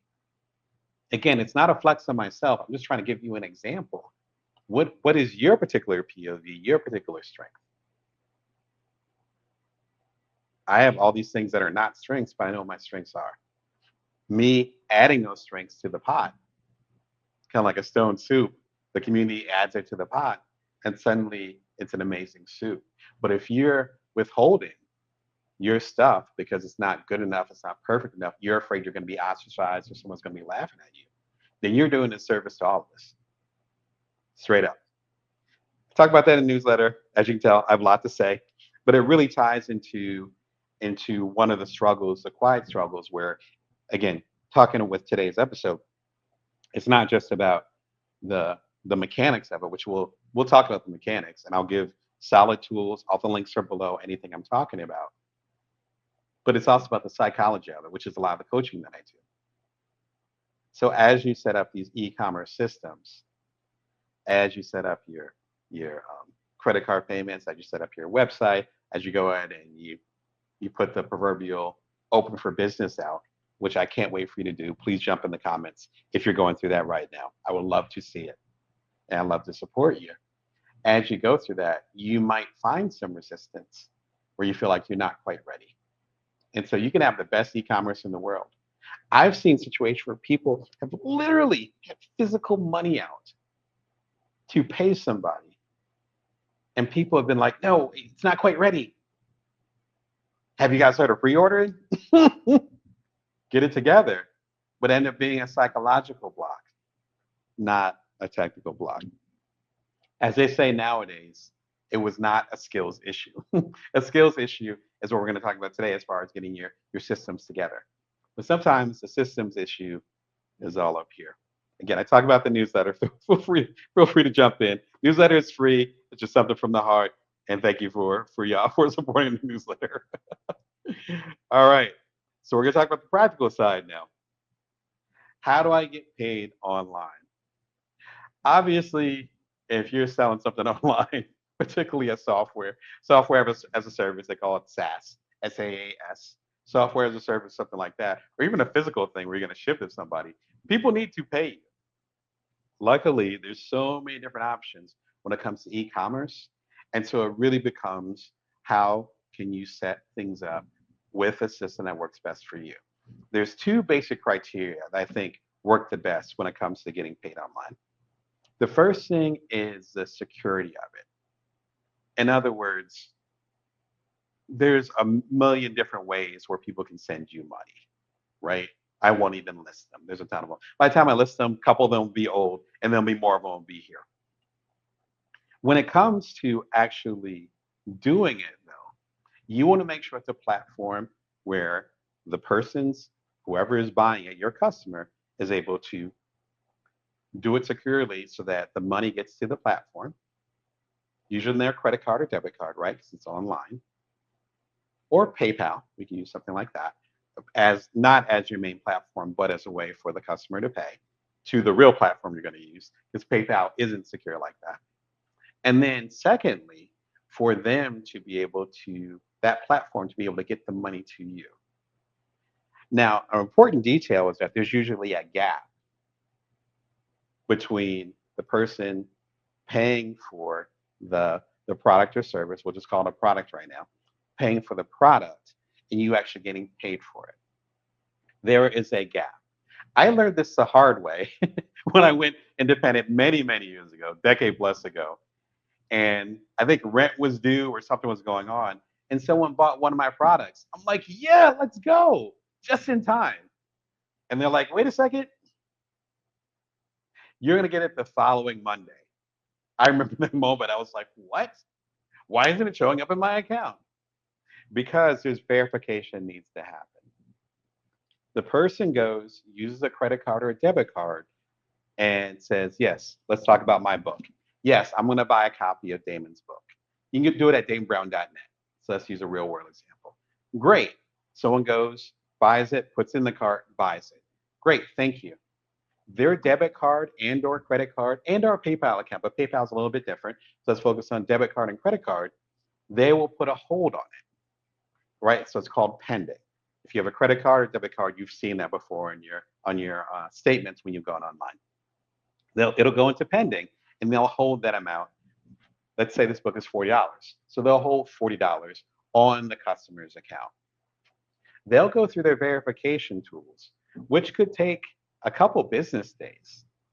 And then they'll be like, yes, that is a legit customer. There's no kind of fraud going on. Great. So then it appears, and you can call it an escrow account that's held by this platform. Depending on the platform's rules and regulations and setups, then it might take a whole additional day, business day, for that money to get transferred to your bank or credit union. So there's a couple of days that go through there. And so it's not the same as you're going to give me two $20 bills. I'm going to give you change if necessary and hand you a copy of the book. That's different. So the number one thing when you're setting up and deciding on which platform you're going to use to do your e-commerce is to make sure it's secure. Because if it's not secure, then there could be some funny business that happens with that middleman between you and the customer. That's number one. Number two, making sure that it's something that's actually accessible by you and the customer. I remember living in Silicon Valley, and it was a friend of mine. If you're watching, you know who you are. It was a friend of mine, probably like 10 years ago. And actually, it was further back, I mean, 15 years ago when I was over in Silicon Valley. And, me and my crew, whatever, we all went out to dinner or had drinks or something. And they were like, hey, I don't have any cash on me. It's like, all right, I got you covered, whatever. It's like, can I go ahead and such you? And I was like, you're going to do what? And we all looked at each other like, what are you saying? But there ended up being this new platform that allowed you to send people money. We had never heard of it. It's Silicon Valley. We still never heard of it. It's like, what? And they explained it, and we were like, okay. And then he was like, well, so I'm going to send this to you, but you need to download the app, and you need to become a member and all this stuff. We ended up doing it, but it was like, why? You don't want your customer to go through that. You see how frustrating that sounds? Again, you know who you are. I love you. But you know what I mean? You know how frustrating that is, where it's just like, wait, so I have to download, I just want to buy the book. I just want to buy the service. I just want to get the app and pay you money for it. Why do I have to download another service for that? So the mainstreamness of it is smart. Picking a platform, a way to get paid online that actually fits where your audience is. So I'm middle-aged. A lot of y'all are in my age range or maybe a little bit younger. If it's a new hot platform that's for e-commerce, some of y'all, and I rock with some of y'all, are in your 70s or your 80s. If you're 18, maybe you might be on the hot new platform, but right, you're not going to pay me on Snapchat. Like that's not my audience. And so if you have a young/hip audience, sure, feel free to go to some of the newer e-commerce platforms. But we want to go with the tried and true. When it comes to e-commerce, and I've done startups. I was working with AI a few years ago before it popped off. Like, I don't mind being on the cutting or bleeding edge. I don't mind at all. In fact, I like it there. As some of y'all that I coach, y'all are trying to push things to the bleeding or cutting edge. And I'm right there with you, supporting you, giving you as much game as possible. Again, if you want to coach with me, it's at damonbrown.net. But if you're watching and you coach with me, you know the deal. E-commerce/finances isn't where you want to be at the bleeding edge. You want to be relatively conservative with that.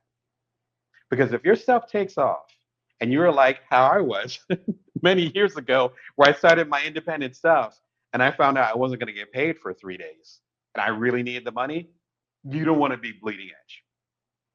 And unfortunately, if you're hanging out with me live or if you're watching in the future, chances are in the headlines, there's going to be some new financial platform that was cutting edge, that was doing things differently, that wasn't FDIC secured. You know what I'm saying? Here in America, that's the lingo for basically if something happens to the bank or to the bank, usually banks, but to the platform, then it will guarantee every user up to a certain amount of money, even though the money might not be there. It's federally backed. That's what's federally backed up. That's what FDIC means. If you're just hanging out here, that's a dangerous way to set up your business. Particularly, again, this part of, as I have, part of how you make a living, part of how you feed your family, part of how you eat. We don't want to be hanging out there on the outside.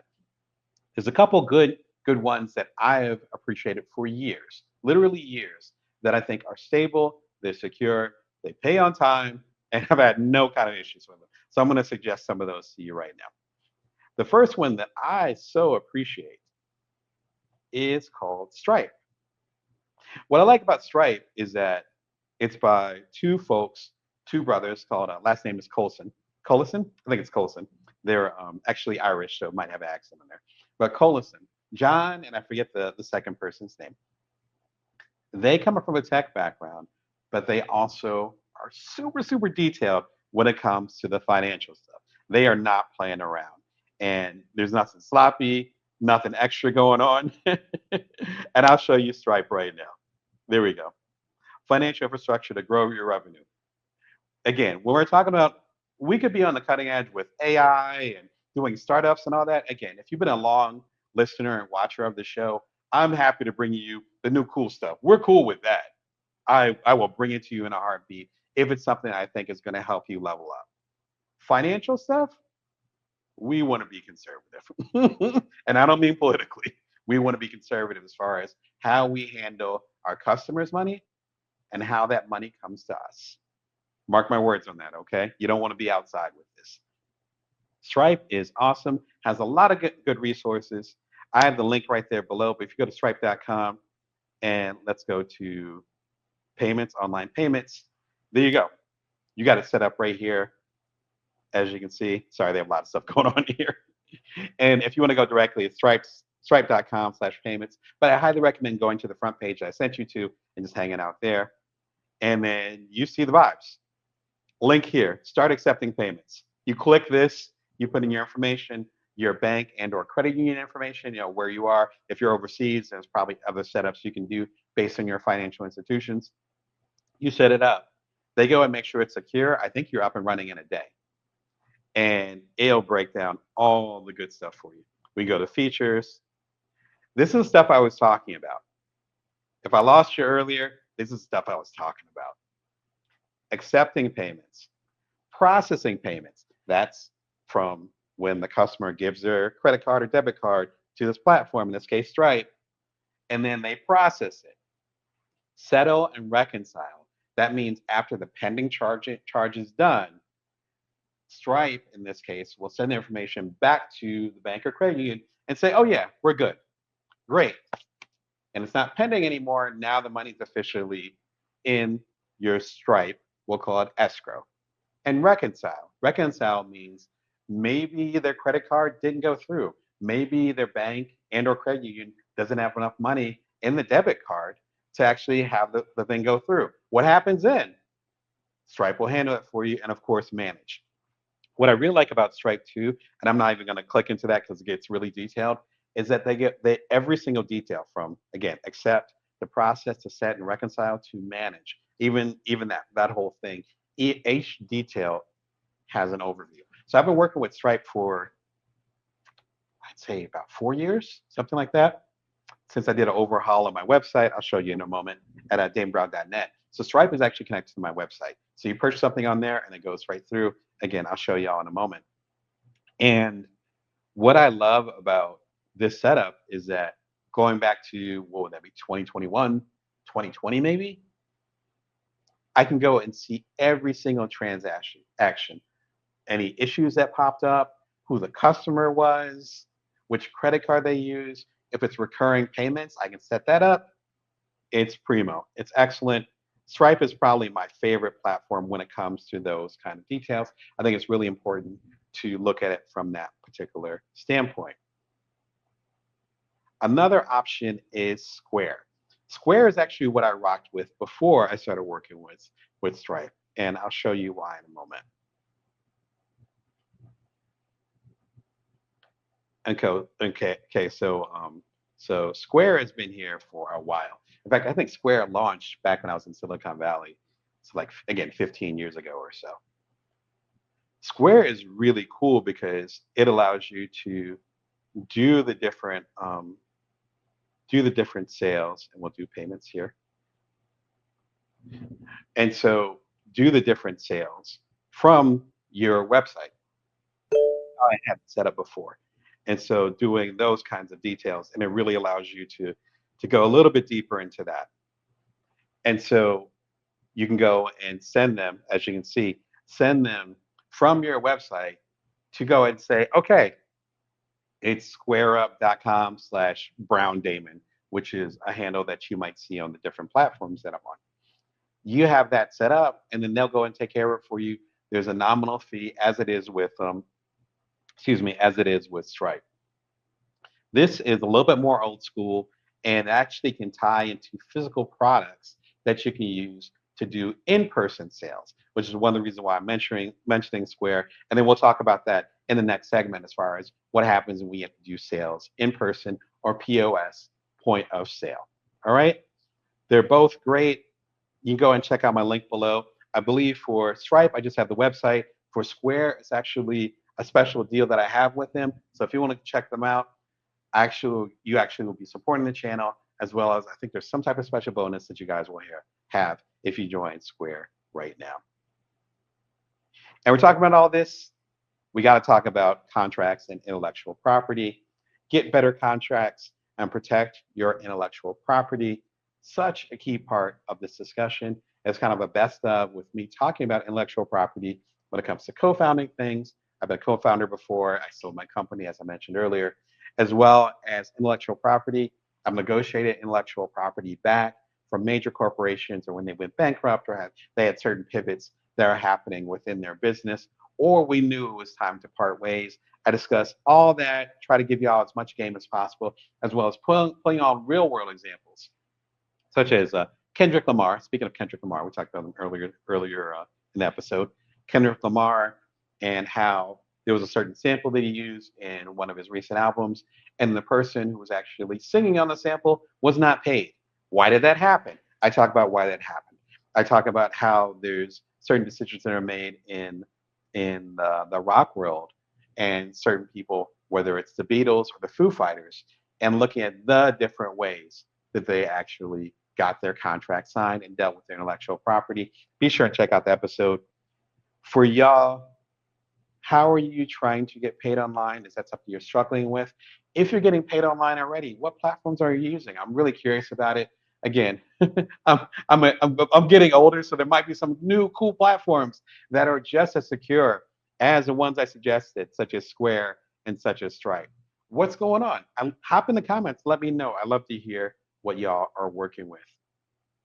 Again, I'm entrepreneurial coach Damon Brown, here to help you as a side hustler, solopreneur, otherwise an entrepreneur. If you want to work with me, go and hop in at damebrown.net. There's all the information about working together.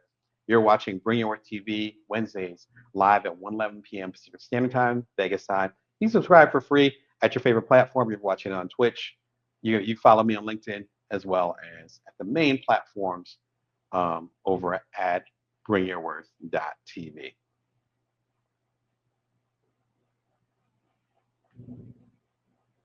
Water break.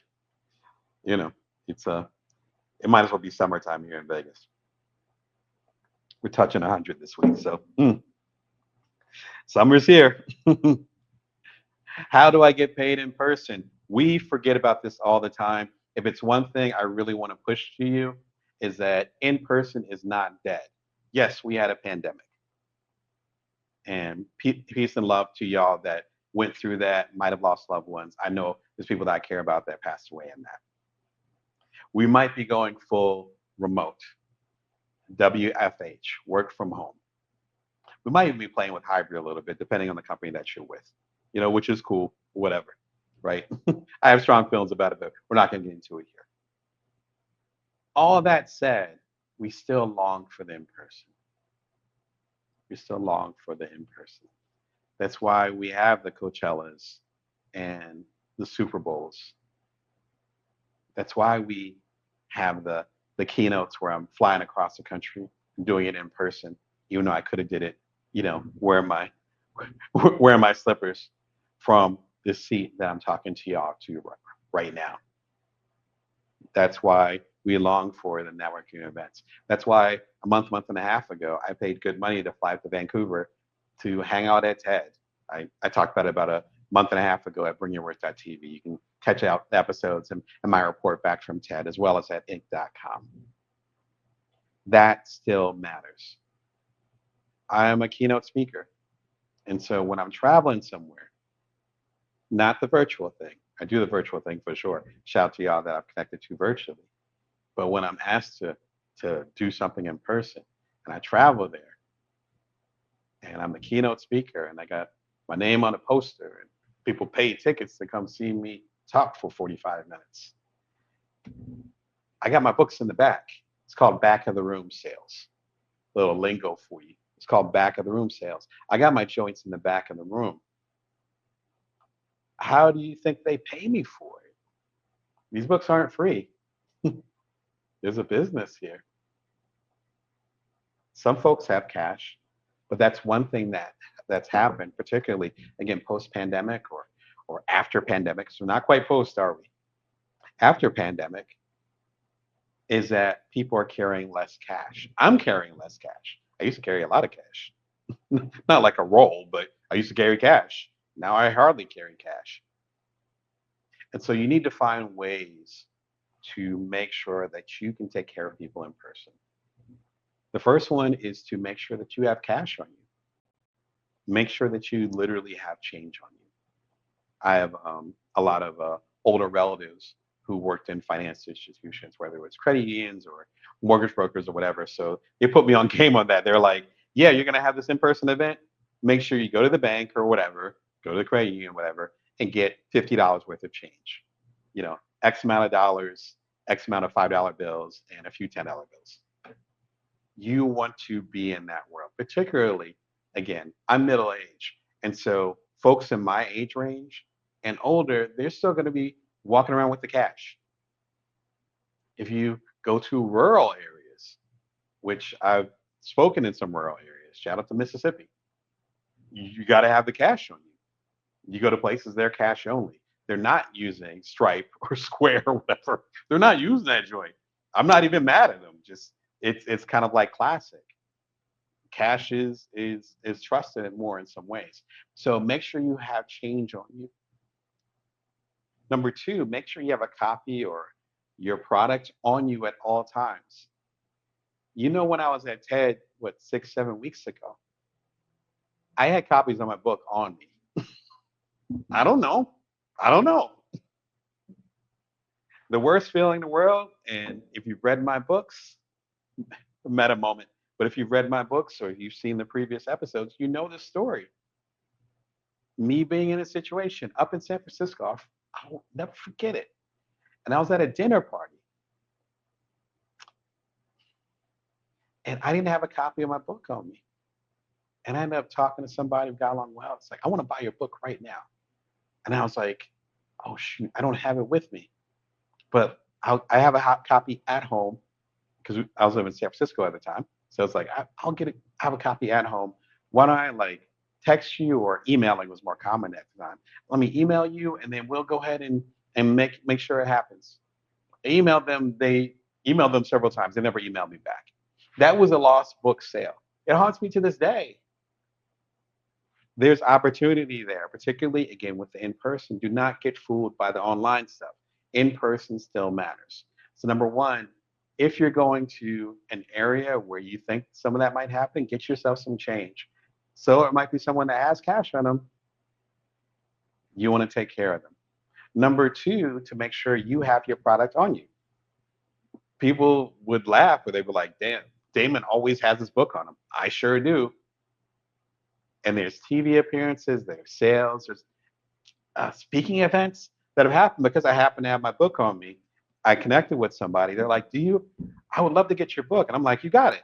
I might give it to them for free, or if it's a customer, I'll go and sell it to them. And then I got a customer, or I got an opportunity and they call me up. They're like, yeah, I love this book. Let's go ahead and buy multiple copies of it, or let's have you speak here.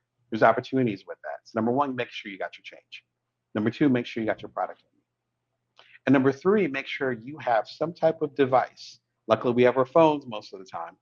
you have some type of device that will actually allow you to make transactions. Such a key part of it. One, make sure you got the change on you.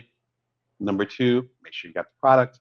Number three, make sure you have a way to accept debit or credit cards with your phone device. That's what we're about to talk about. When it comes to the nitty gritty, you can do a lot worse than Square. Again, I just talked about Square. I can go and show y'all the Square website again, just because if you're just watching this segment, you might have missed that. So I'll give y'all some love. And pardon me if you happen to catch that earlier. There we go. And there's Square. And Square allows you to go ahead and take care of and fulfill online payments, but it also has a lot of devices. There's a new Square handheld. Oh, look at that. I don't even have this joint yet. Look at this. All pocketable, I can't talk today. The pocketable all in one POS. Don't worry, it's not a curse word. POS means point of sale. Point of sale. Point of sale means it's not online. That means that you see me at a keynote, you're like, I want to buy Damon's book. I'm like, bet. I grab a copy of my book. I go ahead and use my device. You go ahead and use your credit card or debit card, and then I give you the book. Or like I talked about, we do a cash sale.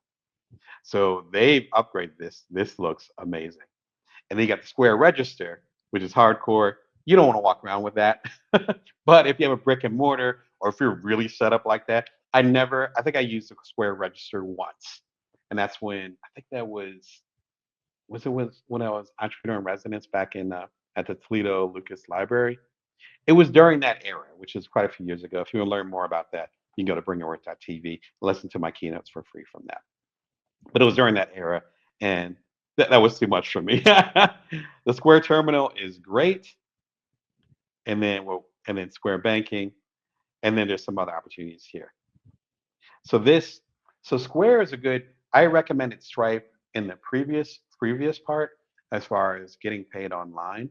Square is actually would have that one advantage where Stripe, as far as I know, does not have any physical products.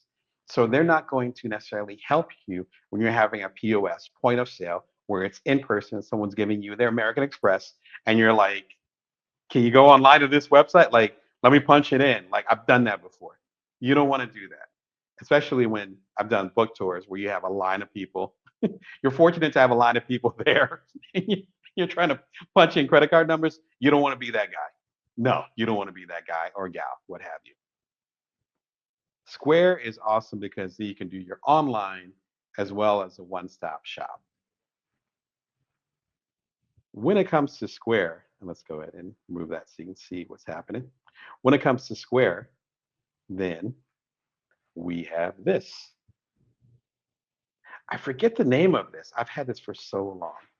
But if you look at it, go ahead and it's really, sorry, it's focused on my face. So hopefully you can see it. There's a little slice here, a little slice here. And you can see my initials because there was a lot of stuff going on. You can tell I've been at a lot of marketplaces. This one, it happens to slide right into my current iPhone, but they have one for and adapters for all the different phones. This plugs into your phone, and then someone can take. Just happen to have a set of stamps here.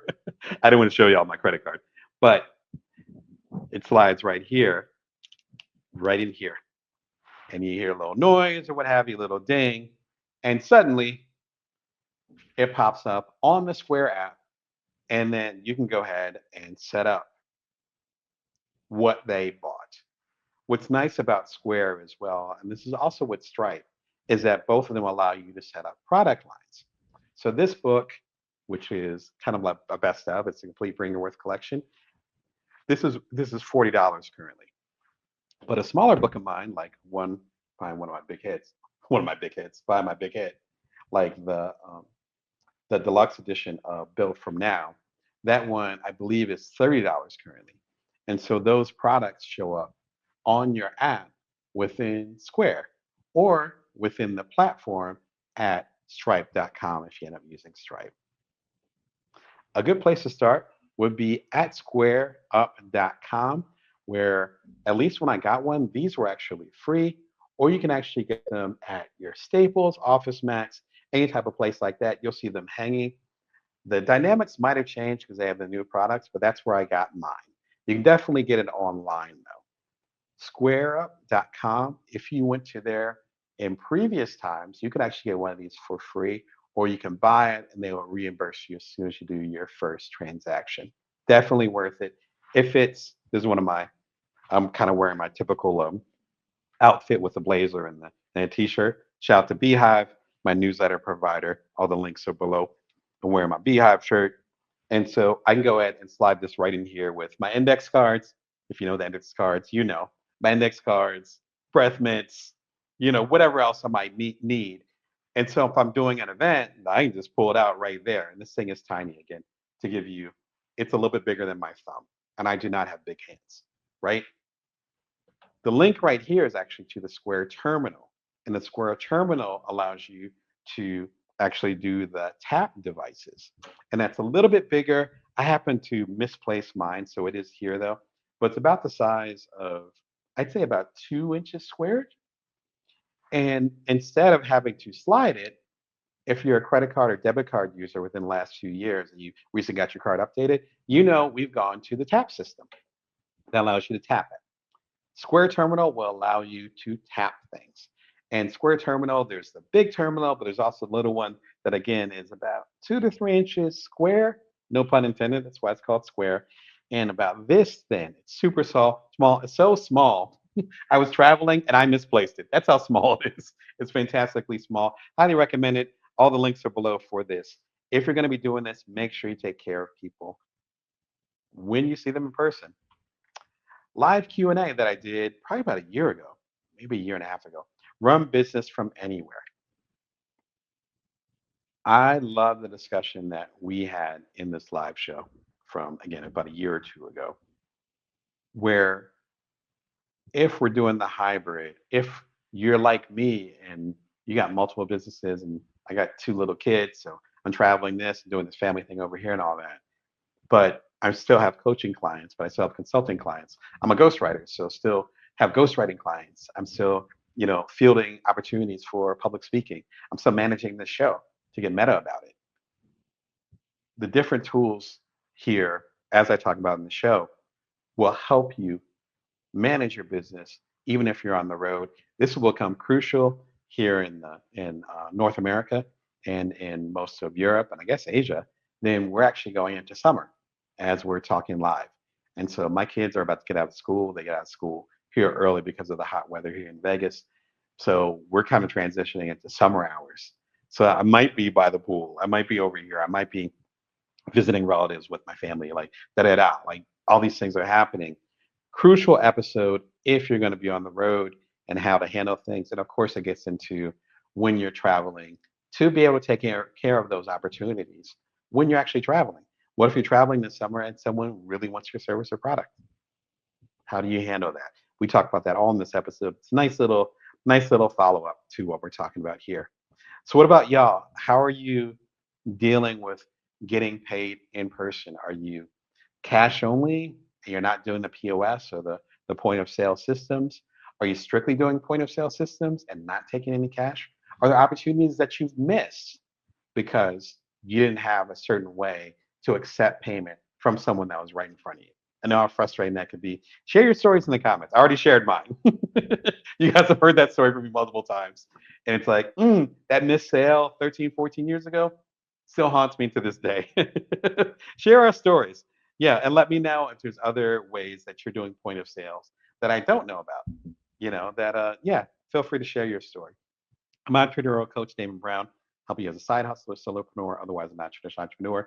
You're watching Bring Your Worth Show live Wednesdays at 1:11 p.m. Pacific Standard Time, Vegas time. You subscribe at all the major platforms for free.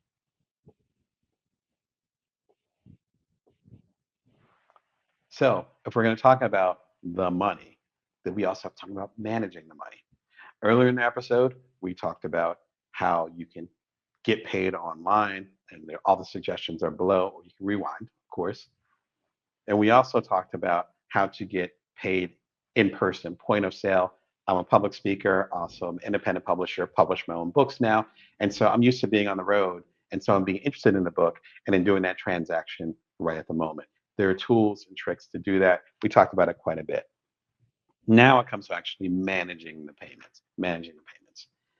When it comes to managing the payments, number one, whatever payment platform you pick, you need to make sure it has a thorough enough profit and loss slash transaction sheet so that you can see the history of what you're doing. I run a couple of different businesses. I have a lot of W-2s because I do a lot of independent work. And so when it comes to tax time, and much respect and love to people that I've been married to and stuff like that, it can get really, really complicated because I have so many people that I work with. Tracing that independent work, including the books and so forth, is crucial, crucial, crucial when it comes to tax time, when it comes to any collaborators I work with. I have a couple co-authored books. So when one of those books is sold, then I send the royalties to the people I co-authored with. Like it gets really complicated. I don't even have any employees. I'm a solo operation and it's complicated for me. I don't even I don't even have an employee. So if you're getting to the point where you're starting to have employees and all, like serious contractors and stuff, then you need to make sure your stuff is organized. So whatever platform you use, and again, I've highlighted a few earlier today. Whatever platforms you use, make sure that the accounting is up to par. So you can see the details. I know how many royalties I made from my books, know how many are sold, and so forth. It makes it a lot easier to track those kind of things. Second of all, make sure that whatever platform you pick as far as your e-commerce, it's compatible with whatever website or storefront you work with. Now, we talked about this in the very beginning of this series, episode one of that, or section one, where we talked about how you can set up your storefront, why you need a website, and how all those things are connected together. If you end up choosing a payment platform, we'll call it a payment platform, e-commerce platform, that actually is not compatible with your storefront or your website, how are people going to pay you? It's not going to work. And so this has to be a holistic process. You might actually have chosen a website and or a storefront that has e-commerce built in. Some of them are quite good. I think I mentioned a couple of them in the previous sections. Maybe they can do the all-in-one shop for you. Just make sure they can handle the finances as well as they handle the storefront and or website. Please, again, you don't want to mess with your money. You for sure do not want to mess with your customers' money. So once they do a transaction, make sure that it's legit. Listen to folks like myself or folks that go do a deep dive into it, do the reviews online before you commit to a particular payment platform. Third of all, when it comes to managing payments, you want to make sure that everything is integrated. I remember there was a period of time when people who do in-person, when I would do in-person payments and someone buy a book, then I would use one platform. Say, great.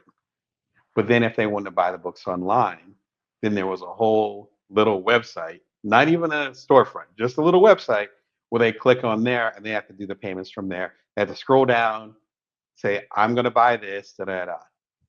And then I'd have my website slash storefront, which was completely different, and none of them were integrated. Look at my face. It's stressing me out now. That was more than a decade ago. And so I was like, stop the insanity. We're just Susan Powder. It's like, I'm done with this. Let me figure out how to integrate this. And so, as I talked about in previous sections, I am doing uh, a redesign of my main website and finding ways to integrate my storefront into my website. And then I was able to use great payment platforms that would connect with my website. And so, literally, if you go to damonbrown.net right now, it's one-stop shopping, and I get the notification. The money goes through. It's all handled, and the only thing I have to do is send you a Bring Your Worth mug or a signed copy of one of my books. That's it. It's all smooth. So look towards integration versus looking at it as separate pieces. Trust me, particularly that worked okay when my business was small, but as it got bigger, I got more books, more products. I started coaching. It's like it would just pile and pile on.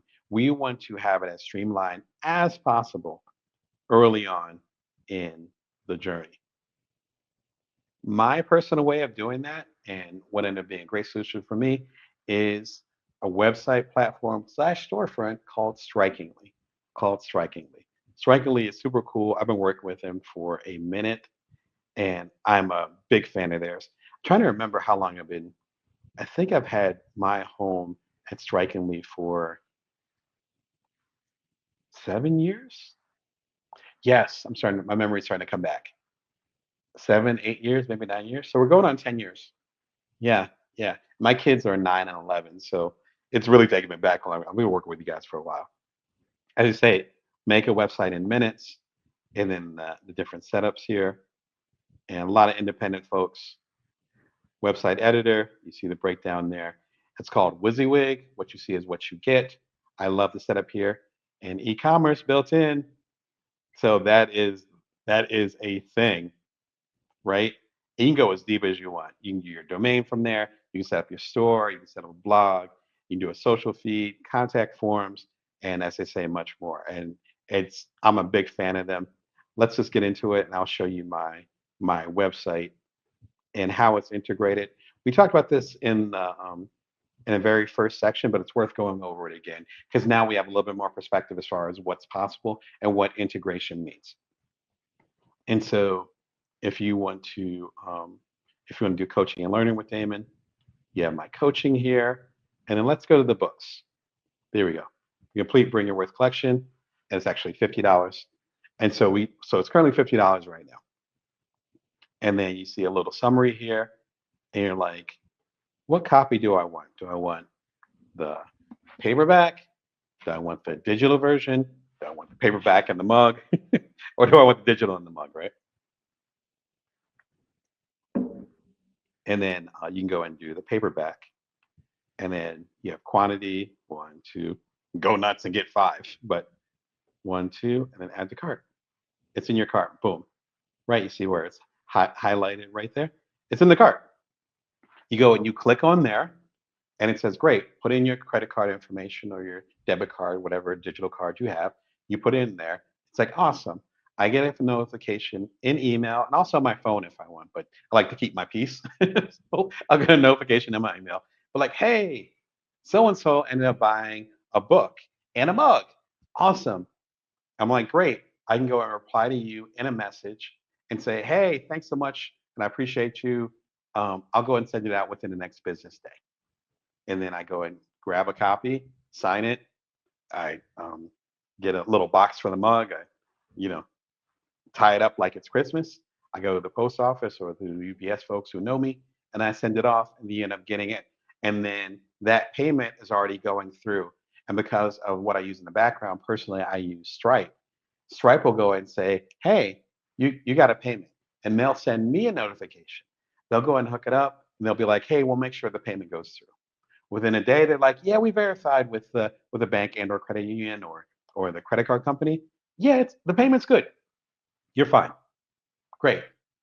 And then within those payment platforms, you can actually dictate if you want that money to automatically be sent to a particular bank or credit union account. You can actually have that just hang out, as I said, in escrow. That's really up to you. But I have one-stop shopping. That's it. I can hang out with y'all and somebody can buy a book right now and I don't have to suddenly stop and say, oh, I have to stop the show. I don't respond to this. It's already automated. What I want for you as you build your businesses is to have it as automated as possible. If you have it as automated as possible, then you're able to have, ironically, a higher level of intimacy because I don't have to pedal or push my books and be like, oh, well, someone just bought a book and I need to do this and do that. Then I'm able to hang out with y'all an hour, 2 hours a week and share whatever insight I have, answer any questions you might have, hear your insights. So some of y'all have certain insights that I don't even have. And I'm able to connect with y'all in a way that I couldn't if I was frantic running my business.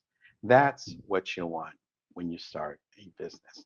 You're already going to have crunch times. You're already going to have periods of time where you're not going to be sleeping much. There's going to be times where money might be tight as far as cash flow, and you might be have a commitment over here, and then you're over here, and the gap in between feels really long. Again, I've been in the trenches. You got my sympathy and empathy. That's all part of the game. That doesn't necessarily mean that you're doing something wrong. It just means that's the season that you're in. So any way that you can set up your e-commerce, whether it's online or POS, point of sale, where someone's actually handing you money or a credit card or debit card, any way that you can streamline that will add up to so much less stress in the future. Again, the systems that I've set up, that's why I can share these stories. When I was living in San Francisco and I was just starting my publishing company and I didn't know what I was doing, that period of time of not knowing what I was doing allowed me to know what I'm doing now. So get all the wrinkles out now. You might not even have started your business yet. Even better, get the systems in place. Start doing, have your friends or work with someone that does small transactions on Stripe or on Square or what have you, so you can see how the system works. Pay them $1 back, but have them charge $1. See how the system works. Get it in place.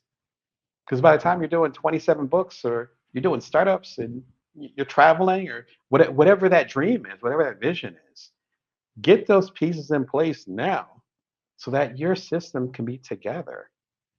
Otherwise, if you blow up in the way that you really want to blow up, you're not going to be ready. Your systems might not have the capacity for it. It's already stressful and intense enough when you do have those highs. And I've, knock on wood, I've had quite a few highs, quite a few moments where my career was on fire. And you're going to have those moments too if you haven't had them already. If you haven't had them yet, then be prepared for them. Have the system in place. That's part of inviting the luck into your life, career wise. If you've had those moments where you've had those career highs, then you already know what I'm talking about. Make sure your system is in place when things are calm and smooth. Listen, I can't speak for you. I can't tell you what to do. I'm your proverbial coach, but you have not hired me as a coach. So I can't tell you what to do. What I can tell you is what I'm doing. Right now, there's at least five, six pieces I have in motion right now to make sure that my business and personally and professionally are good for at least the next 5 years. They're already in motion.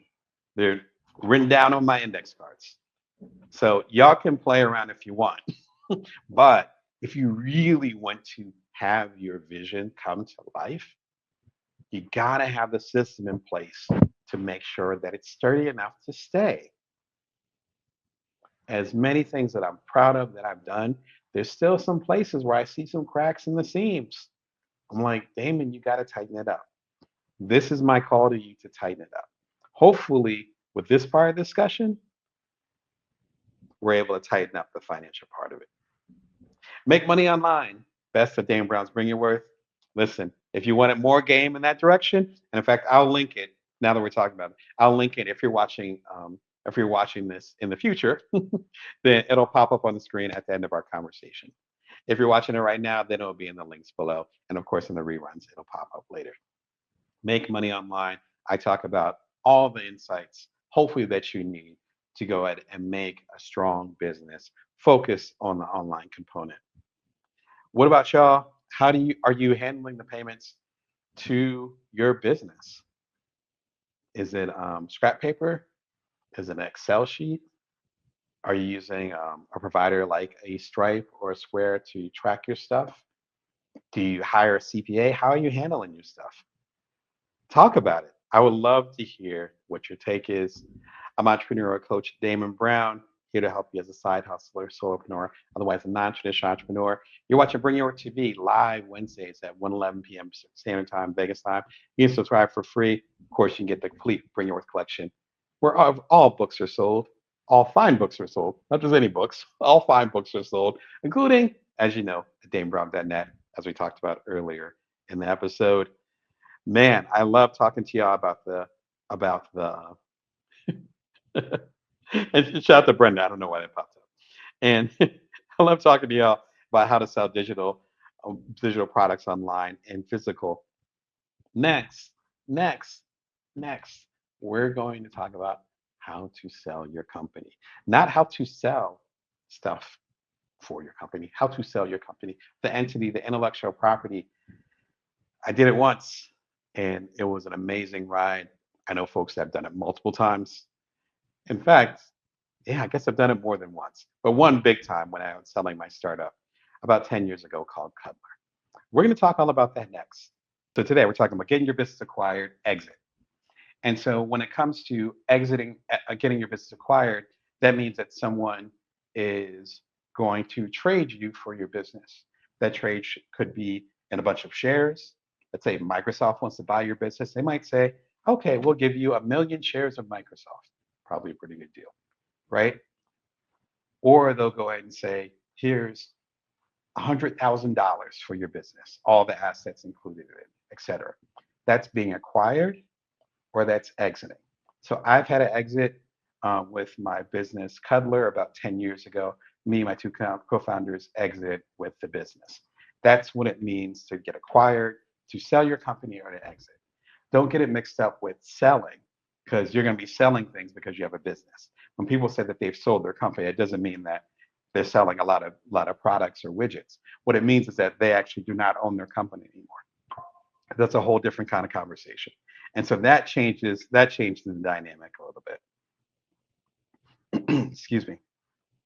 I talked about that quite a bit today in the newsletter. It was a meeting newsletter. I would recommend because I have a weekly newsletter. Join Damon.me. A lot of you all have subscribed. I appreciate it. It's for free.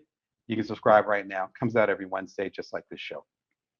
And sometimes I'll have a newsletter where it's like, hey, let's have a conversation about this, or this is an observation, or there's a new product coming out or service or idea. It's a good way to kind of stay connected within the Bring Your Worth community, which I appreciate, y'all. There's other newsletters where it's like a chapter of a book, or it's a level of depth there that I don't or you cannot get elsewhere. That I'm not going to do a show about. That you know what I mean. You're not getting anywhere else. You're not going to see it. I'm barely on social media. You're not going to see it on a social media post. It's that deep. This is one of those ones, as they say. Today's newsletter, I'd highly recommend it. If you're watching the program right now, read the newsletter. When to exit the business.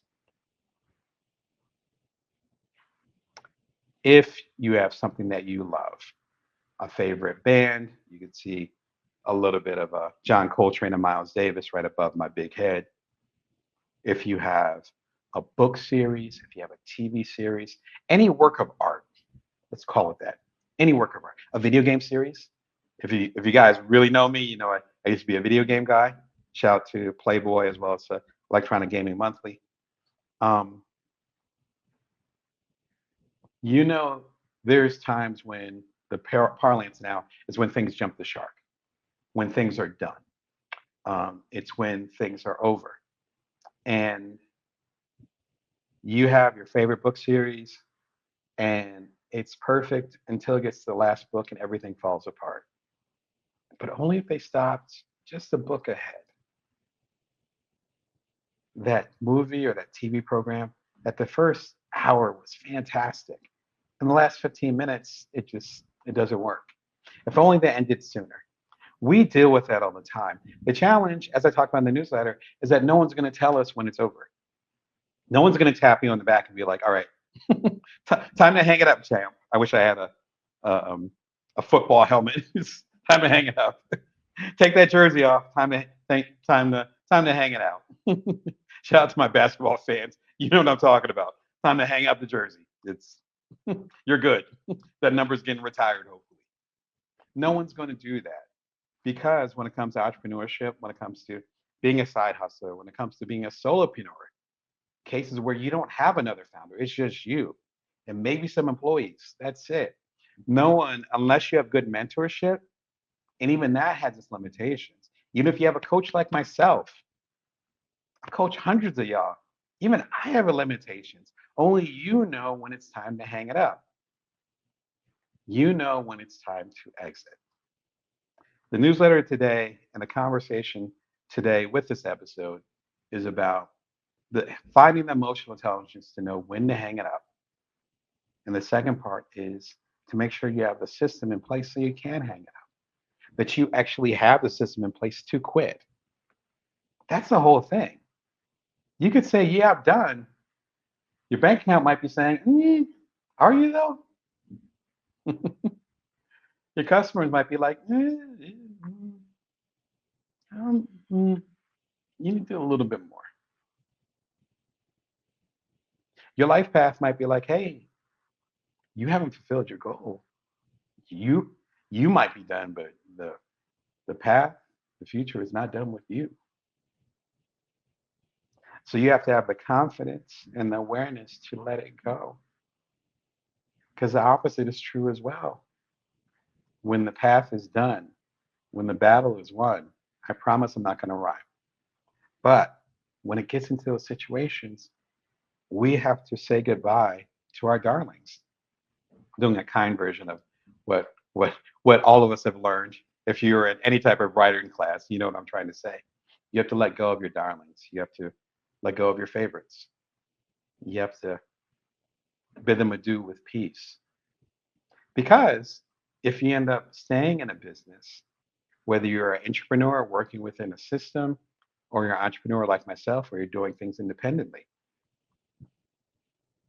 you staying in a system or staying in a business that you shouldn't be in anymore, and you're doing it for the paycheck, just the paycheck, nothing wrong with paychecks, but you're doing it just for the paycheck, you're doing it just because your ego doesn't have another identity.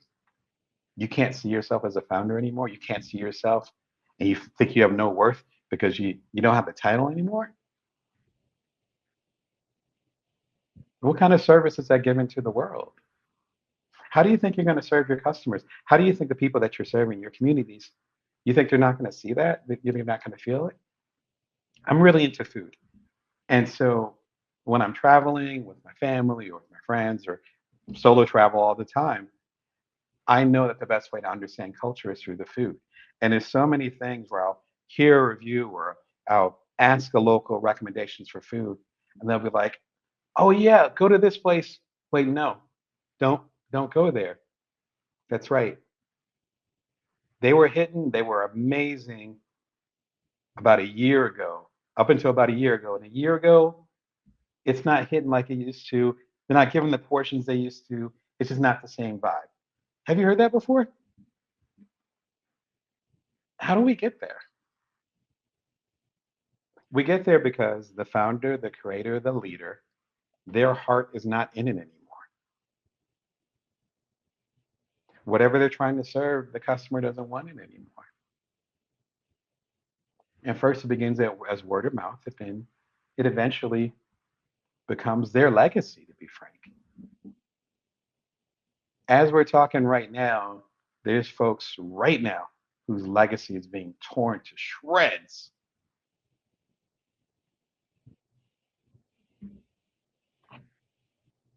Your legacy, your impact on your customers is not forever,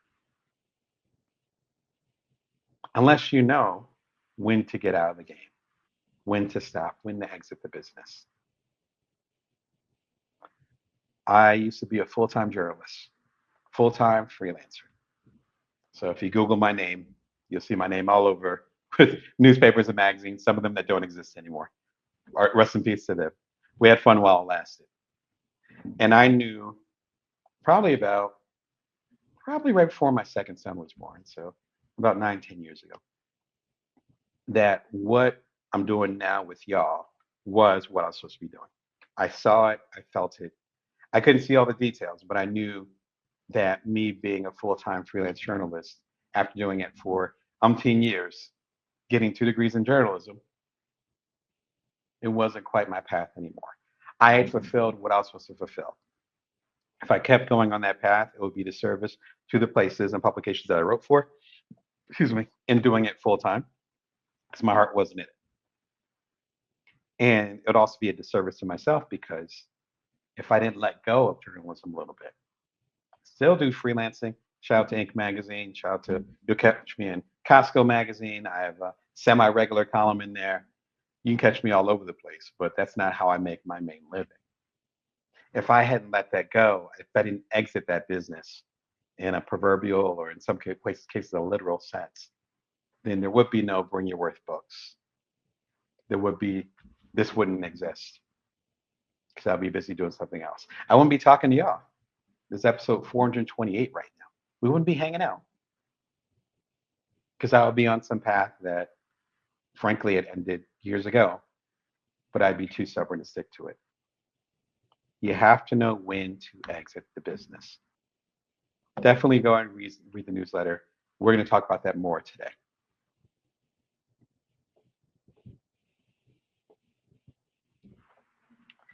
When you're talking about selling your business and it's exiting, how do you know when it's time to go?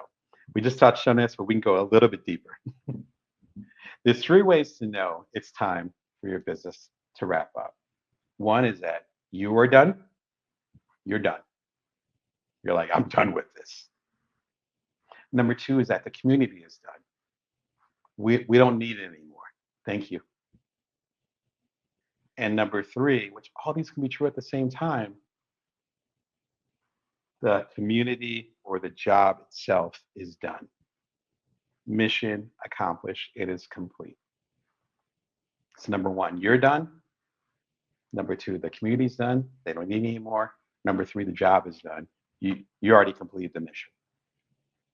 When we had launched Cuddler several years ago, and it was me and my 2 co-founders, Charlie Williams and Jeff Kulak. Shout out to y'all. Hope you're doing wonderful. And I had joined as a 3rd co-founder. We launched that summer of 2014, late summer, early fall.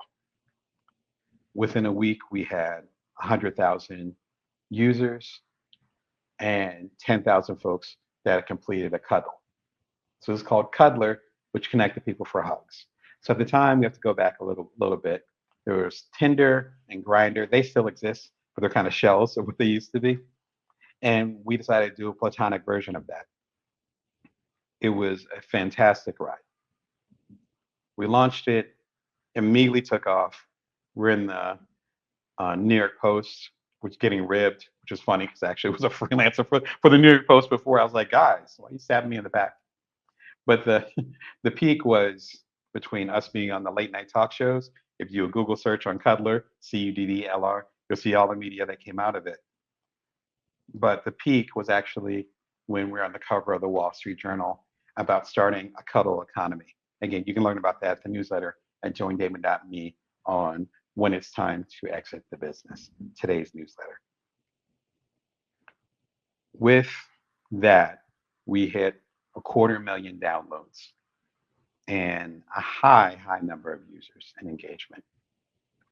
And it was a moment shortly after Valentine's Day that following year, so several weeks after, where I was one of the early morning meetings. At the time, my eldest son was 10 months old, and I was the main one at home.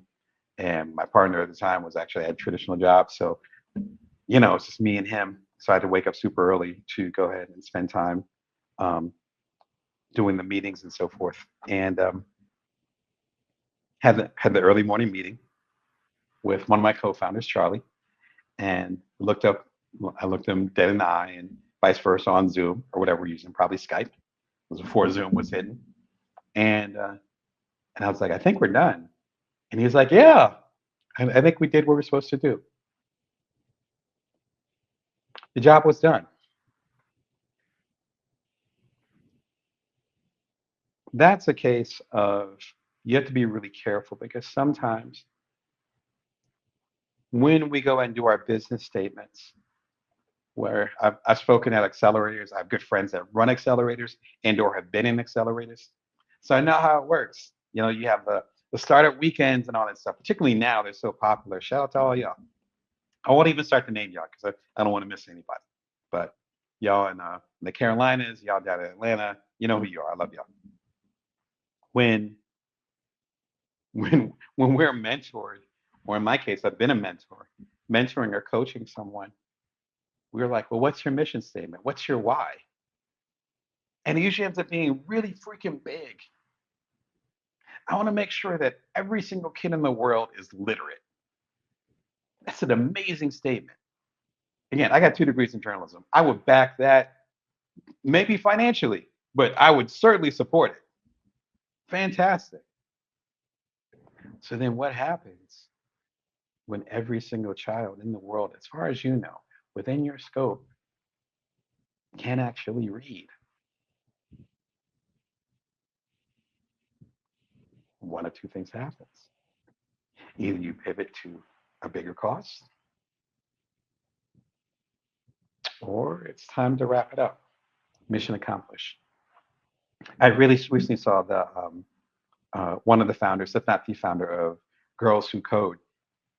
I saw her speak at TED several years ago. Amazing speaker, and of course, she's spoken up about equity at home, which I definitely respect as a stay-at-home dad. It's like, let's talk about it.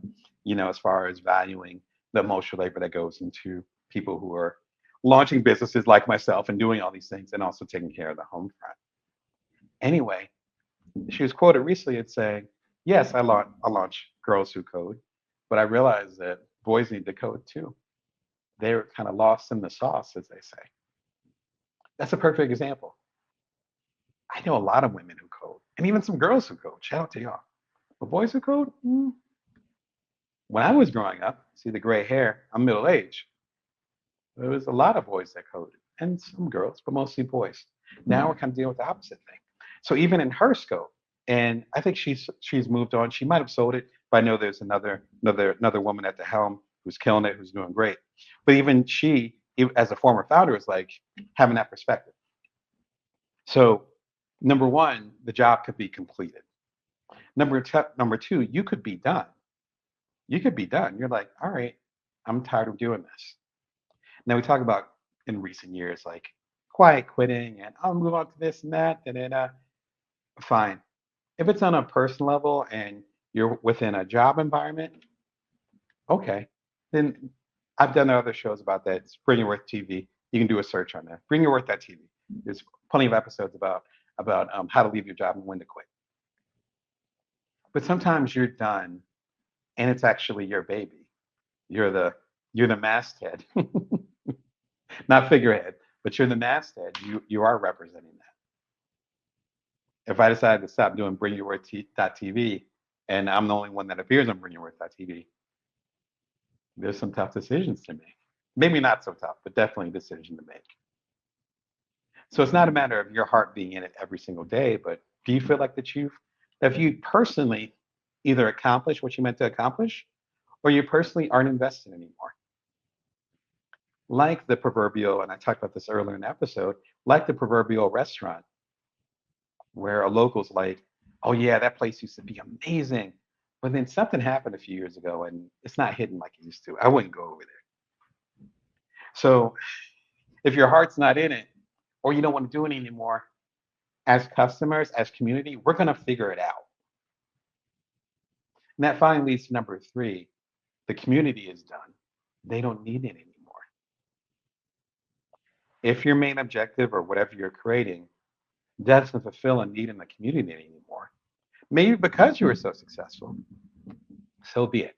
A simple example would be back, I don't have my phone with me, but back when the smartphones first launched, the iPhone and other ones, there was no flashlight feature. There was no light, right? Talking first generation. I was in line for the first iPhone back in, what was that, 2007, I think? I think it's 2007. Yeah, it's 2007. I was in line up in Palo Alto, saw Steve Jobs come in, like that kind of thing.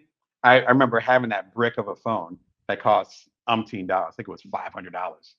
Barely had a cell plan and barely any reception. And it had no flashlight feature. When the App Store launched about a year and a half later, and at that time I lived in San Francisco, remember when the App Store launched? One of the first apps was an app that you can get that put a flashlight on your phone. And I think it might have cost $1 or $2. Best selling app for probably a year until obviously the iPhone 2 or the iPhone 3, where they had the flashlight built in. Do you think that community that was paying $1 or $2 for this flashlight, you think they were still buying the flashlight? No. Suddenly they weren't on the charts anymore, unless you happen to have an older iPhone that didn't have one. But then that's a natural atrophy. That's a natural attrition. They both work, but you hear what I'm trying to say. A natural attrition. The community doesn't need it anymore. It's like, dude, we don't need a flashlight anymore. Why would I pay $2 for this when I get it with my already expensive phone? So sometimes the community moves on, and it's time to exit. And it's like this business does not make any sense anymore. As I talked about in today's newsletter at joindamon.me, again, when it's time to exit the business, it's important that we're honest with ourselves as far as when the job is done, mission accomplished. When we are done, our heart, our soul, our mind, even our skill level isn't in it anymore. Or lastly, when the community is done, as in we don't need it anymore. Not from a place of hate or that they don't like you anymore or your product. Just they don't need it anymore. We end up selling Cutler, and at the same time, we sold it a few years before the pandemic hit. Can you imagine people being excited to cuddle while we're in the midst of the pandemic? Now, it's a different discussion. Sometimes the community doesn't need it anymore. Sometimes the mission is accomplished. Sometimes you don't need to do it anymore. The more honest you are with that, the clearer it will be to listen to your intuition to know when to get out of your business. If we're talking business, we we got to talk about lawyers. We have to. We have to. As they say, somebody without a lawyer or some type of legal representation has a fool for a client. I'm being really kind, so I'm trying to keep it PG-13, just in case my kids watch this later. Do you hear what I'm saying? That saying's a saying for a reason. There's very few situations that I've been in where I haven't gotten some type of advice, particularly in situations that I don't know anything about. LegalZoom, I've used them. They are great. I've used them personally. I've used them to help get this stuff to you. So I can say there's some steps along that way where without LegalZoom, the show will be looking a little bit different right now. They got you covered. And let me go ahead and hop on and so you can see what they got going on. So when I say they got you covered, I mean it. Listen, we'll allow cookies. I swear the cookies are killing me today. Hope you can see it. And not the good kind. All right. Start my business, run my business. Hey, sounds like our series. Protect my brand. Create my will and trust. Hey, got to make sure your stuff is tight. Get attorney guidance and customize legal contracts. Break it down, et cetera, et cetera. And then let's hop to the good stuff. Business. All right. LLC. Shout out to Two Chains and Larry June. If you know, you know. LLCs, corporations, which are a little bit bigger. A lot of people that I coach are not doing corporations, but are closer to LLCs or DBAs or sole proprietorships.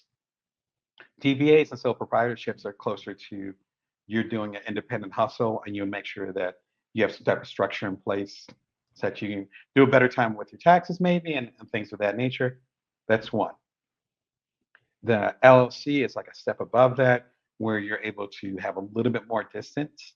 But that means you also have separate taxes as well as special fees that are related to that LLC. So it's like a separate entity. And corporation is kind of like big time, where it's like, all right, S Corp will be slightly different, but usually C Corp corporation, it's like you have employees, capital E. You have an HR department, like you're usually on that level. It's a different type of thing. And as far as trademark, copyright, and so forth, these are things that you want to get into play. The reason I bring this up here is not just because this will help you as far as exiting and understanding your company. It also is the foundational things. As we talked about earlier in the series, it's part of the foundational thing when you start the company. We'll talk about that in the next segment. When you start the company, then you're planting the seeds for your exit.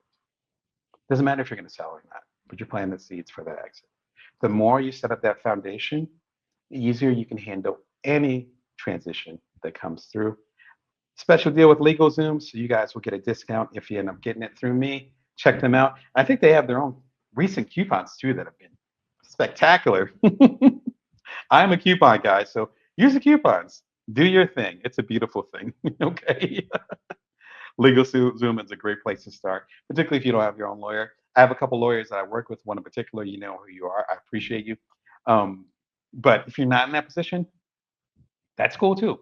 And LegalZoom can do that, what I would call the a la carte not service.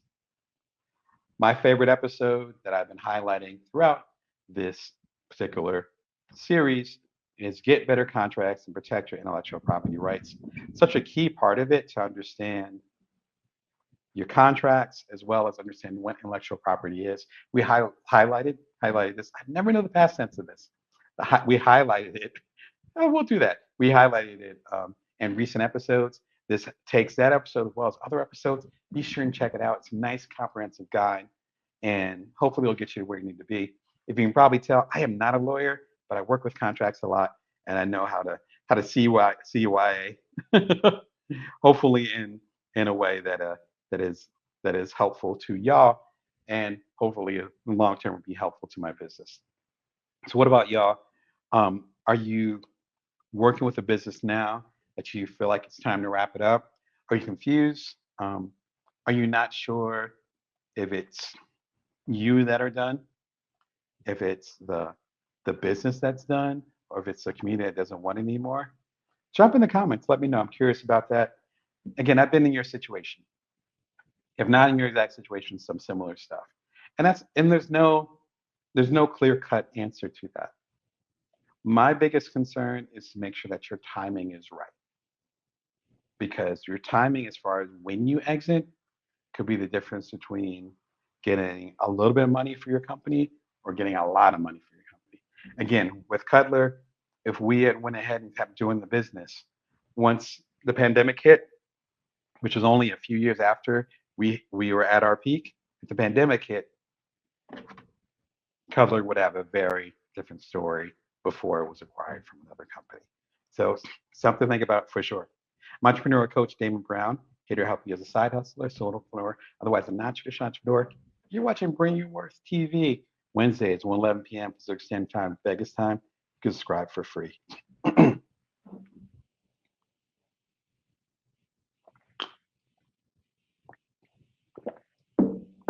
Sorry, that 100 degrees is hitting. Excuse me. It's like, whoo. Folks talking about it's not summertime till much later. I'm like, no. In Vegas, it is summertime right now. We actually have a heat advisory, so you guys are lucky I got my jacket on today. Trying to dress nice for y'all. How do you set up to exit? Such an important question, because when when we're like, okay, we're done, we want to go ahead and exit. We want to sell the company and all that stuff. Sometimes we don't have the foundation in place to do so. And there's a process to that. It's important to know what your situation is and what you want out of that exit. There's basically two different types of situations when it comes to having a startup or a small business and wanting to sell it. First situation is venture backed or VC backed. VC, or in a lighter sense, investors. You might just have personal investors. You come up with certain parameters where you say, hey, I'll give you 40% of the company if you give me $500,000. And that'll keep the company running. And then you'll always be an owner of the company. I'll just own my 60% as a founder or founders, whatever. You have the 40% for this $500,000 is $500,000. And if and when this company ends up being sold, then you'll get an appropriate piece of that. You know, some of my closest friends are VCs. It's way more complicated than that. That's the basic idea of it. The VC and or investors will say, okay, we'll go ahead and we'll take 40% of it, but with the expectation that within the next 5 years or the next 10 years, you are going to sell the company. And it's going to be at a multiple of whatever it's valued at now. So to do some quick and dirty napkin math, if you go and say, all right, I'm going to go and give you 40% of the company for $500,000, that means that 10% of the company would be worth now $125,000 because that divides into the 40%, which means 100% of the company would be worth $1.25 million. So that means your company, if you take this investment money, 40% of the company you're giving to the investor for that $500,000, now your company is technically worth $1.25 million. That's what a valuation is. Not a valuation like the E, but just the V, valuation. So when they say, okay, this company got a new investment round and now they're worth $6 billion, that's because the investments and how much of a percentage the investors got, if you do the basic napkin math on it, it adds up to the whole thing, the 100%, because they sold this 30% for this amount.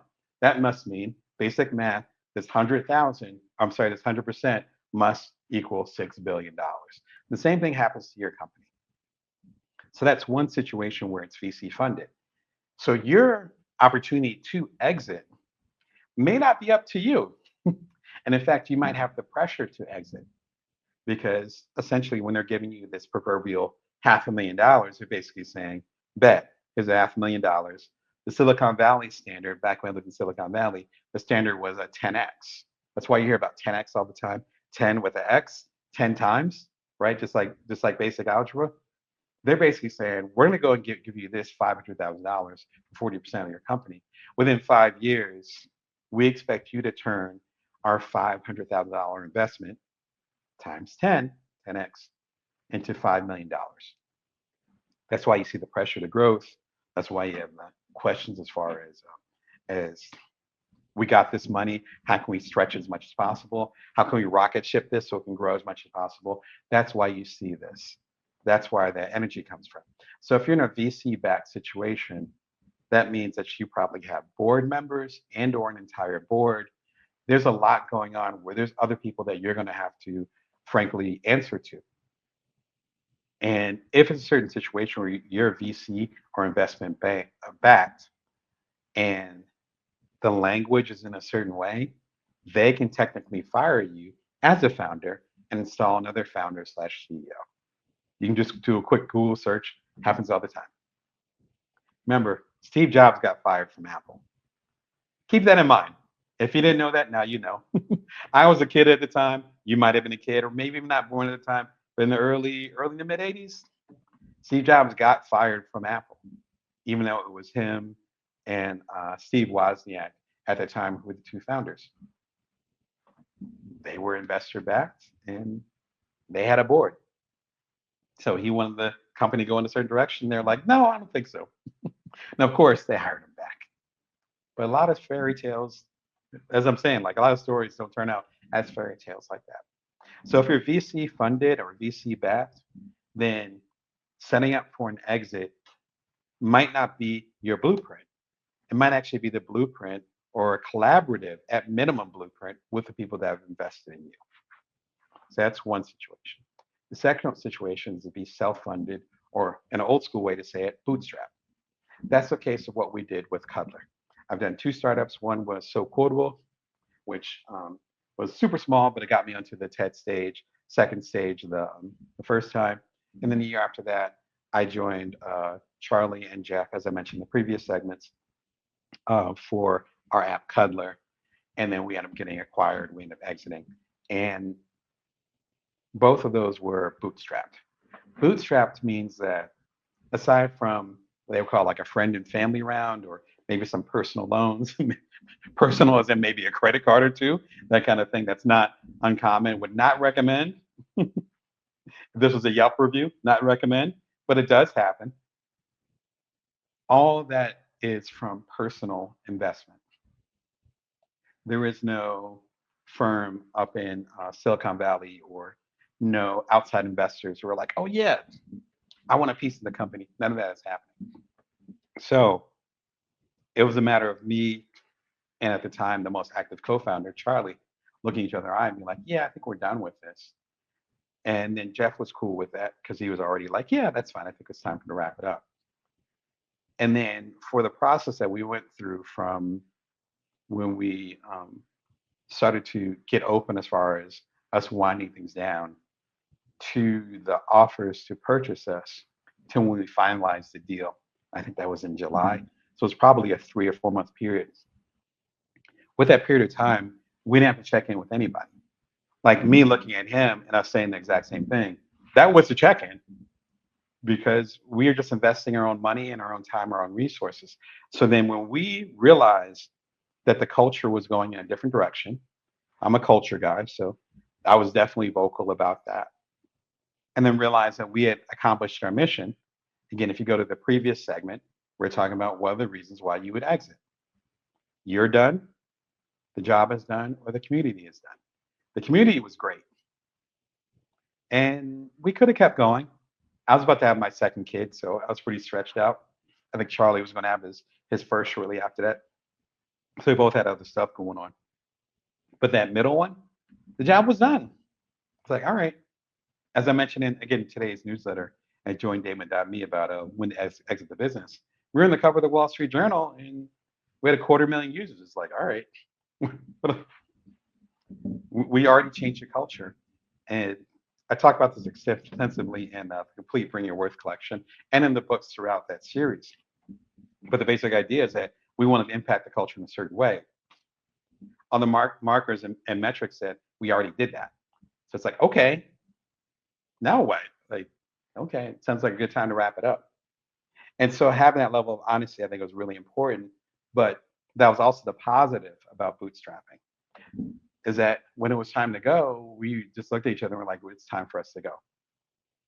Now I know founders and I know other folks, obviously from a lot of founders that I've coached, but also those that I've peers and people I've met at 10 and have just had a drink with, whatever, where they're ready to go and you know their VC backed board was like, no, you're not going to go anywhere.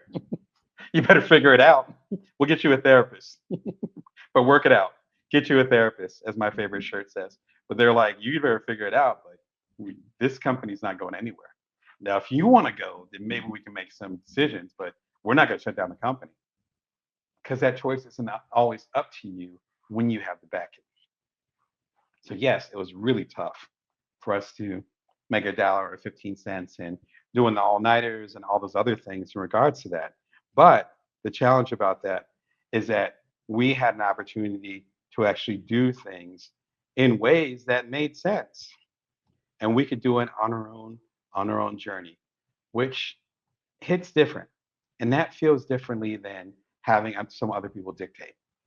So it's kind of trade-off you have to make as you're building your company. And as we go through this series, as we kind of wrap this discussion up, then it becomes, do I want to have bigger funding, outside funding, so I can do more faster and maybe even have some good support, some good insights?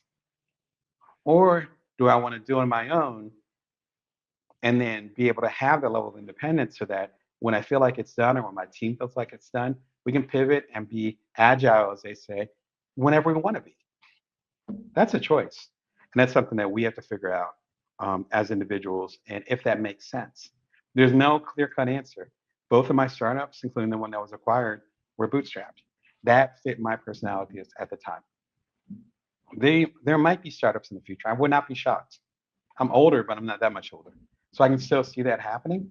And maybe the next time it does end up being VC backed. It's equivalent of, I have this book is published independently, but I have more than a dozen books that are published with Penguin, with which is a subsidiary of Random House, with Hachette. I'm forgetting folks, but shout out to all of y'all. You guys have been wonderful editors.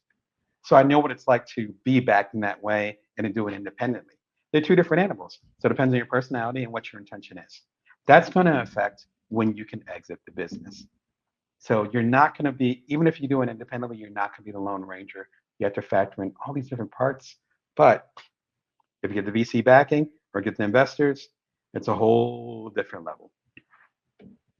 As you set up your foundation for your exit, which you should be doing at the very beginning, it all comes down again to contracts and discussions. Set up good partnerships. Can't see it by my big head, but I've done about 27 books. I'd say about a third of those, let's say 10. 10 of those books have been co-authorships. So I've worked with an expert, or I've been the expert, and then I've worked with somebody else, or we've both been experts. Shout out to Jeanette with the book, the Passive Writer. Again, all the links are below, or you can go and do a search for the Passive Writer. And so in those situations, it's figuring out the dynamics. Now, it's just not the personal dynamics as far as how we get along, but also the dynamics as far as what are the splits, as they say in the music business. So when a royalty check comes, who's getting what? Is it 50-50? Did I do more of the work? Did you do more of the work? Am I more the expert? Are you more the expert? Who's going to actually do the promotion for it? I have my own publishing company with Bring Your Work Publishing. Am I going to publish it myself, or is it going to be an independent entity? There's a wonderful TED talk that I saw recently with Yancey Strickler. If you go to bringyourworth.tv and just do a search on Yancey Strickler, you'll find it. I was just at the TED conference. He was talking about a whole new platform, whole new designation called A Corp. So I was talking about that with LegalZoom earlier in the episode, and that would allow us to do splits, but in the very corporate entity sense. So there's all kinds of things you can do. This episode is a great way to start with that. Be sure and check it out. And then Brad Feld, a good friend of actually good friends of mine. I've never met Brad, but Brad, I look forward to meeting you in the future. Fantastic book called Venture Deals. It gets into all the spaghetti I was talking about earlier. Again, I'm not a lawyer, but I love legal stuff. Brad Feld is actually a well-known and respected VC. Again, he's good friends with my friend, so I consider him a friend too. And his book is legit awesome. Not too complicated. If you're wading to the waters and you're like, hey, what I'm trying to do, I might not have enough money in my savings or enough support to actually accomplish it. I'm going to need some VC backing. Or what I'm trying to do is so vast that I'm not going to be able to bootstrap this. I'm not going to be able to do it on my own with myself and or my co-founders and my employees. Read this book. Even if you are have been a serial bootstrapper as I have been, guess I cut myself that, done it a few times, read the book. Because then you at least will understand terminology. Remember, I haven't gotten a dime of venture backing before, but I know the terminology, I know the lingo, I know enough to make sure that whatever situation I get in next, that I won't be in over my head. So if I'm super independent and I know these things from Brad Feld's book as well as some other books that I've read, another book I've read, which I'm going to recommend at the end of the show, then you definitely should be on board on that. So how are you setting up for your exit? That doesn't mean that you're ready to leave your business or sell your business right now. I know some of y'all that are watching actually are, but it doesn't mean that you necessarily are ready to sell your business, right? Get acquired, exit, all those different terminologies. But how are you setting up the framework for that? Particularly if you're bootstrapping, do you have a contract set with your co-founders and or your employees or the people that you're hiring? If you end up selling the company, are they expecting a piece of it? Have you guys figured out how you're going to divide the pie? That's something that we ended up doing with Cutler relatively early on, and I'll talk about that a little bit in the next segment, is having that discussion as far as how the pieces would be split up. Have you had those conversations? Are you afraid to have those conversations? Let me know in the comments. I'd love to know, and maybe there's some insight that I can share or that the rest of the community can share that can help you get those details that will put you at ease. Because like any other partnership, it's better to work that stuff out early than to be going out the door and then there's some details you forgot. That is not a good feeling. I'm entrepreneurial coach Damon Brown here to help you as a side hustler, solopreneur. Otherwise, I'm not traditional entrepreneur. You're watching Bring Your Worth TV live on Wednesdays at 1:11 p.m. Pacific Standard Time, Vegas time. You can subscribe for free. You can also catch my latest book, The Complete Bring Your Worth Collection, out at all good bookstores that carry fine books. However they used to say back in the day. That's true too. You go to DamonBrown.net as well, get a signed copy, as well as the Bring Your Worth mug.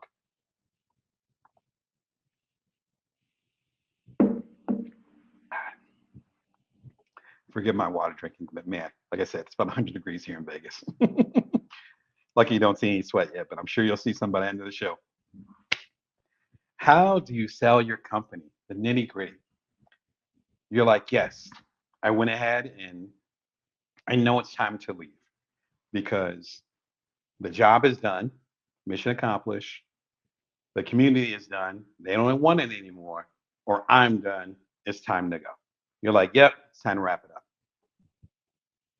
You actually have to understand how you set up the infrastructure for your company. Again, as we talked about in the previous segment, whether it's VC backed from other people, and then you have other people like your board members to address with it, or as I've done, it's bootstrapped and it's just you and your team or your co-founders or just you talking to yourself. There's nothing wrong with talking to yourself, particularly since being a startup a startup leader slash founder, it could be a lonely journey. So if you're talking to yourself, that's fine. Whatever you need to do. And you're like, yeah, it's time to exit. It's time to wrap up the business. The first step is to figure out how you want to get it to someone or something that's going to own it. Do you want to get acquired by a bigger company? When me and my co-founder sold Cuddler, we actually sold it to a dating company, so it made sense in their portfolio. We created Cuddler, a platonic app that connected people for hugs. 250,000 users, excellent. They're like, great. So with our final decision, we were like, yes, this feels like the home for it. If you've already built a community with that business, with who you're selling it to, is that community compatible with it? Our app, our community was based on platonic connections. Who we sold it to was based on dating connections, but it was still based on connecting. So it made sense in their portfolio, which is why they wanted to acquire us and why we decided to move forward when we got offers or discussions with other companies as well. So number one, figuring out what environment slash company you want to get acquired by. That's going to change the conversation, right? That's one. Number two, what do you want for it? Do you want a bunch of stock? Because stock could be great. If you're acquired by Amazon 30 years ago and you got a handful of Amazon stock, you'd be up, I don't know, 2000x right now or some crazy number. Or it's a situation when their stock isn't looking so good. Stock meaning ownership in the company that's actually acquiring your company. So that means you could get the stock and sell it right away. Now, in the recommended books, including again Brad Feld's Venture Deals, they talk about how there's actually cliffs and other things like that that actually prevent you from quickly selling the stock. So if you're pressed up for money and you sell your company and all they give you is stock, you might not even be able to sell the stock until, in some cases, 5 years after the acquisition, right? So it gets a little bit more complicated. See, there you go. And so there's always opportunities. Thank you for that feedback. Yeah, there's always opportunities with that. So number one, you want to go ahead and understand what kind of company you want to get acquired by, what kind of organization. Secondly, you want to understand what you want for it. Do you want cold hard cash? Well, then what are you giving of value to them where they would give you cash versus giving you stock? Stock in general is a lot cheaper, not as far as value, but as far as opportunity to give it, you know? And so that ends up adding to it, right? And then so you end up working with, exactly, Carlos. So you end up working with like an MVP, and that's enough to go ahead and get your stuff to the next level. And maybe enough to get investors if that's the direction you want to go into. So one, who do you want to get acquired by? What kind of environment, what kind of culture? Does it match your culture? The second part is, what do you want them to give you? Because they're going to give you something, right? They're not going to give you a lollipop, right? So you want something as far as trade-off based on what you've invested into it. Excuse me. Sometimes financially, sometimes and oftentimes the blood, sweat, and tears. Again, as you'll read in the Bites as Entrepreneur, which is included in here, and the complete Bring Your Worth collection, you know, all three of us co-founders, we gave a lot of our physical time into it. Not because it was a hugging app, not in that way, but more from the standpoint of doing the late nights, or in my case, the very early mornings, waking up at 3:15 in the morning and then taking care of my kid all day and then still leading this app. Like it was a lot of things that we had to put into account when we were looking at the offers that were available for us. That's number two. Number three, how are y'all going to actually break it down?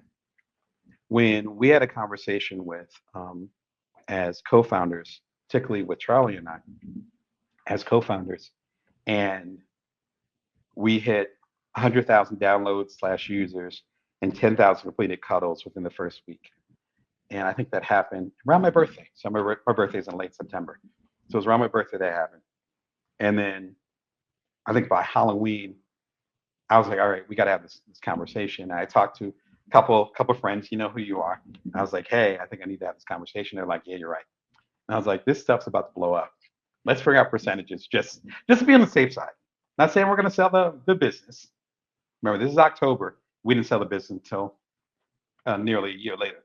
We didn't sell the business till like the following August. But I was like, just in case. And all three of us had this spirited conversation and a lot of back and forth. It was friendly, but we definitely we shared numbers and we were on two different sides of the scale, and we ended up being somewhere in the middle where everybody was fairly satisfied. And then who knew? Within 9 months, it's like, great, you guys got acquired because we had agency representation. So again, back to the lawyers. We had agency representation. They're like, okay, great. We took our little cut for representing y'all. All right, what are your bank accounts? And then within a day, it's like it hit our bank accounts, right? In my case, my credit union account. It's like, oh, okay. And that was it. Imagine how contentious, how hard that would be. And we had a modest acquisition. Somebody, was it Salesforce? Breaking news. I was just reading Salesforce just acquired a company. I think they acquired the company for $8 billion.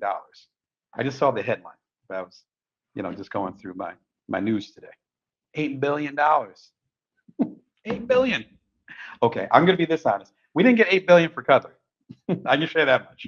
Right. I'm on NDAs, and so I'm gonna relax. But you know what I'm saying? Imagine how contentious that would be. 1 percentage point would be what? 1 percentage point would be what? $10 million? Yeah. 1 percentage point is $10 million. So imagine people arguing about percentage points. We already had a percentage points for the app, ownership of the app, the business around the app, locked in by, again, around Halloween here in the United States. Within 6 months, we were like, yeah, we're going to wrap this up. Within 9 months, folks are sending us checks. So as you're building your business, even ideally, if you're at the beginning of your business, hash it out now. Those numbers might change, just like anything else, just like a marriage, just like a co-partnership, just even like the relationship with your kids or the kids in your life. As they get older, it's going to change. Like the power dynamics change, the roles change, particularly when it comes to the startup world.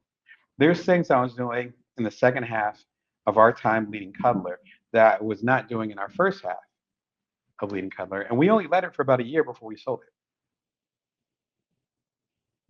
So the percentages had to reflect those roles that were coming in for me, and also the roles that were coming in for Charlie as well as for Jeff. It had to reflect those. That's why we had the back and forth. But we had the back and forth when it was safe. When you're selling your company, whomever's going to be acquiring you, they're going to need those numbers. At least in every case that I've been in, and every case that I've talked to with other people. So then slicing up and knowing, particularly if you have other founders,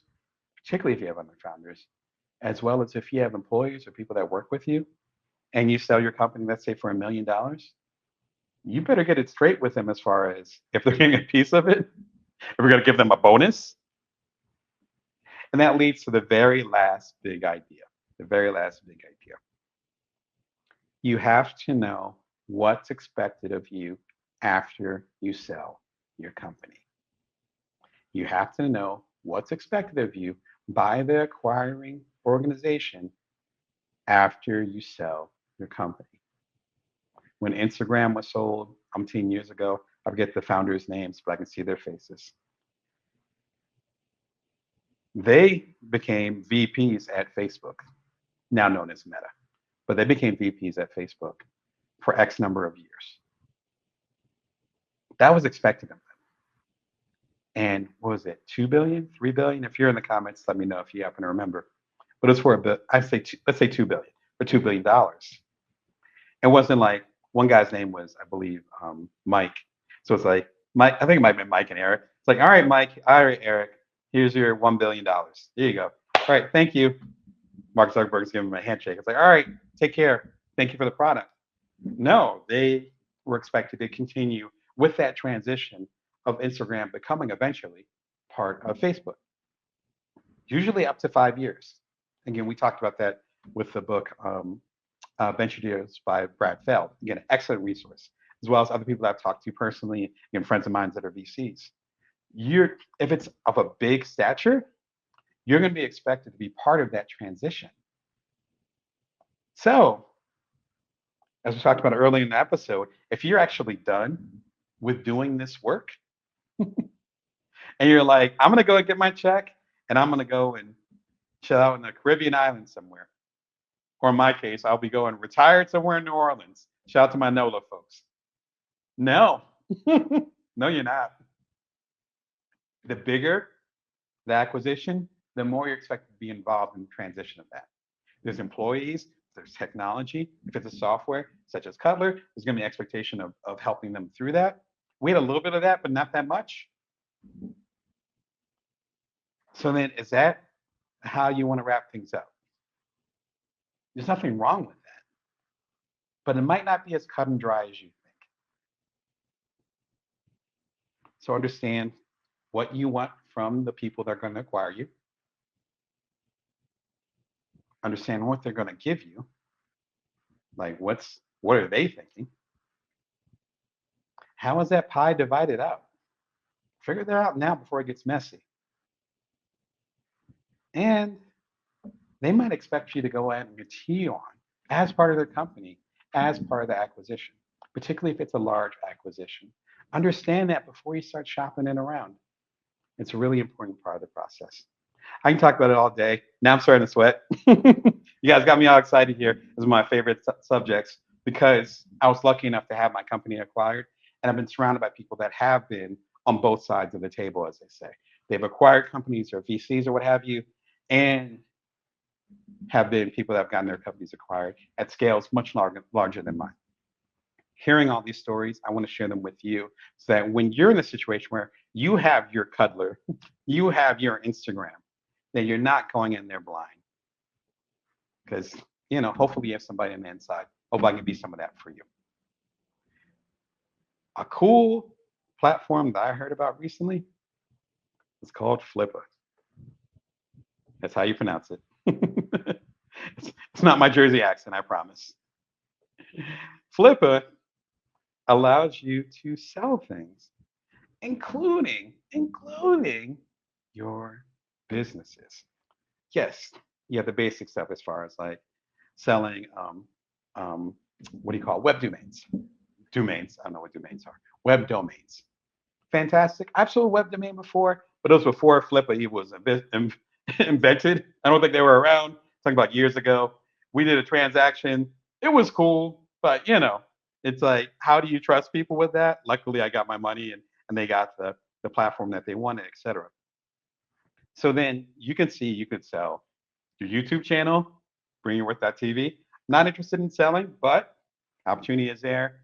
Sell your Amazon platform, your Shopify store, as you see with the comments here, and your entire business.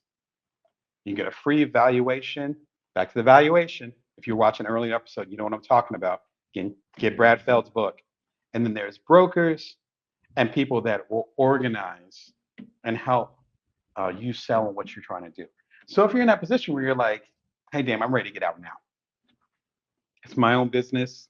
I'm doing it out of my garage. I'm burnt out. I'm done. Or my community, it's done. Or I did the job I'm supposed to do. I want to get out of it. again, the things we talked about in the previous segment, this is a great place to do it. They have a special deal with Bring Your Worth TV viewers. So if you want to check them out, it ends up supporting the channel as well as giving you a good discount for that. But check them out. Again, I just heard about them earlier this year. Frankly, for some of the stuff I was doing, man, 10, 15 years ago, it was like the wild, wild west. I'm glad platforms like Flippa actually exist. So shout out to them. One of my favorite books of all time, Value-Based Fees. I would show it to you, but I have it in digital form. And I'm gonna be frank, for that digital copy, I spent $40 on it. A digital copy. Physical copy, I think actually might have been cheaper. But Alan Weiss knows the value of his work. Value-based fees means that we should be charging and or setting our worth based on what we're contributing to the table. If I contribute, if the work that I'm doing with you adds $1 million to your bottom line, but I'm sitting here as a coach charging you $50 an hour, something's wrong. Either I'm not that good of a coach or I don't value my worth. But if I'm running a company and you're charging, again, $50 an hour, and you're going to add, I don't know, 6 figures to my bottom line, it doesn't add up. His fantastic book breaks down how you can connect what your actual worth is to your actual price. Excuse me, and all kinds of techniques in that. I think Alan is up in age. I want to say he's in his 70s, maybe 80s. He's an older gentleman. I can tell he's been around the block a lot. We've DM'd a couple times, so he knows that I love his work and that I mention it a lot. And he sounds like a fantastic guy. He knows what the heck he's talking about. You know, it starts talking about real people recognizing real people. I'm like, oh, you've sold your companies. Speaking of flipping, you've been flipping stuff. Oh, I can tell. So I would trust Alan with what he has to say. And one last anecdote with this. It was highly recommended actually by my mother. I appreciate you, Mom. I grabbed the book when I was actually negotiating, let's just say a high ticket item, something I had never negotiated before, but the company was interested, organization I was working with, like almost like a consultant. And because I grabbed the book for $40, I think it was around the time a second kid was born. It wasn't like I was burning $40. They were burning $40 in diapers. But I burnt the $40 on it, read it all night. And then whatever proposal I had, I tore it up, virtually or otherwise. And I changed the price. And as you know, price went up. Word to Fat Joe. Yesterday's price, it's not today's price. They loved it. They understood it was worth it. And let's just say I got paid a multiple of what I would have been paid before. Changed the course of my career. There's 2 or 3 bends in my career where there was a mentor, in this case, a virtual mentor, such as a proverbial mentor, such as Alan Weiss. By the time where I had a mentor, you know who you are. Where I had a conversation with them earlier in my career, and they're like, whatever you're thinking, you should be charging double that, maybe triple.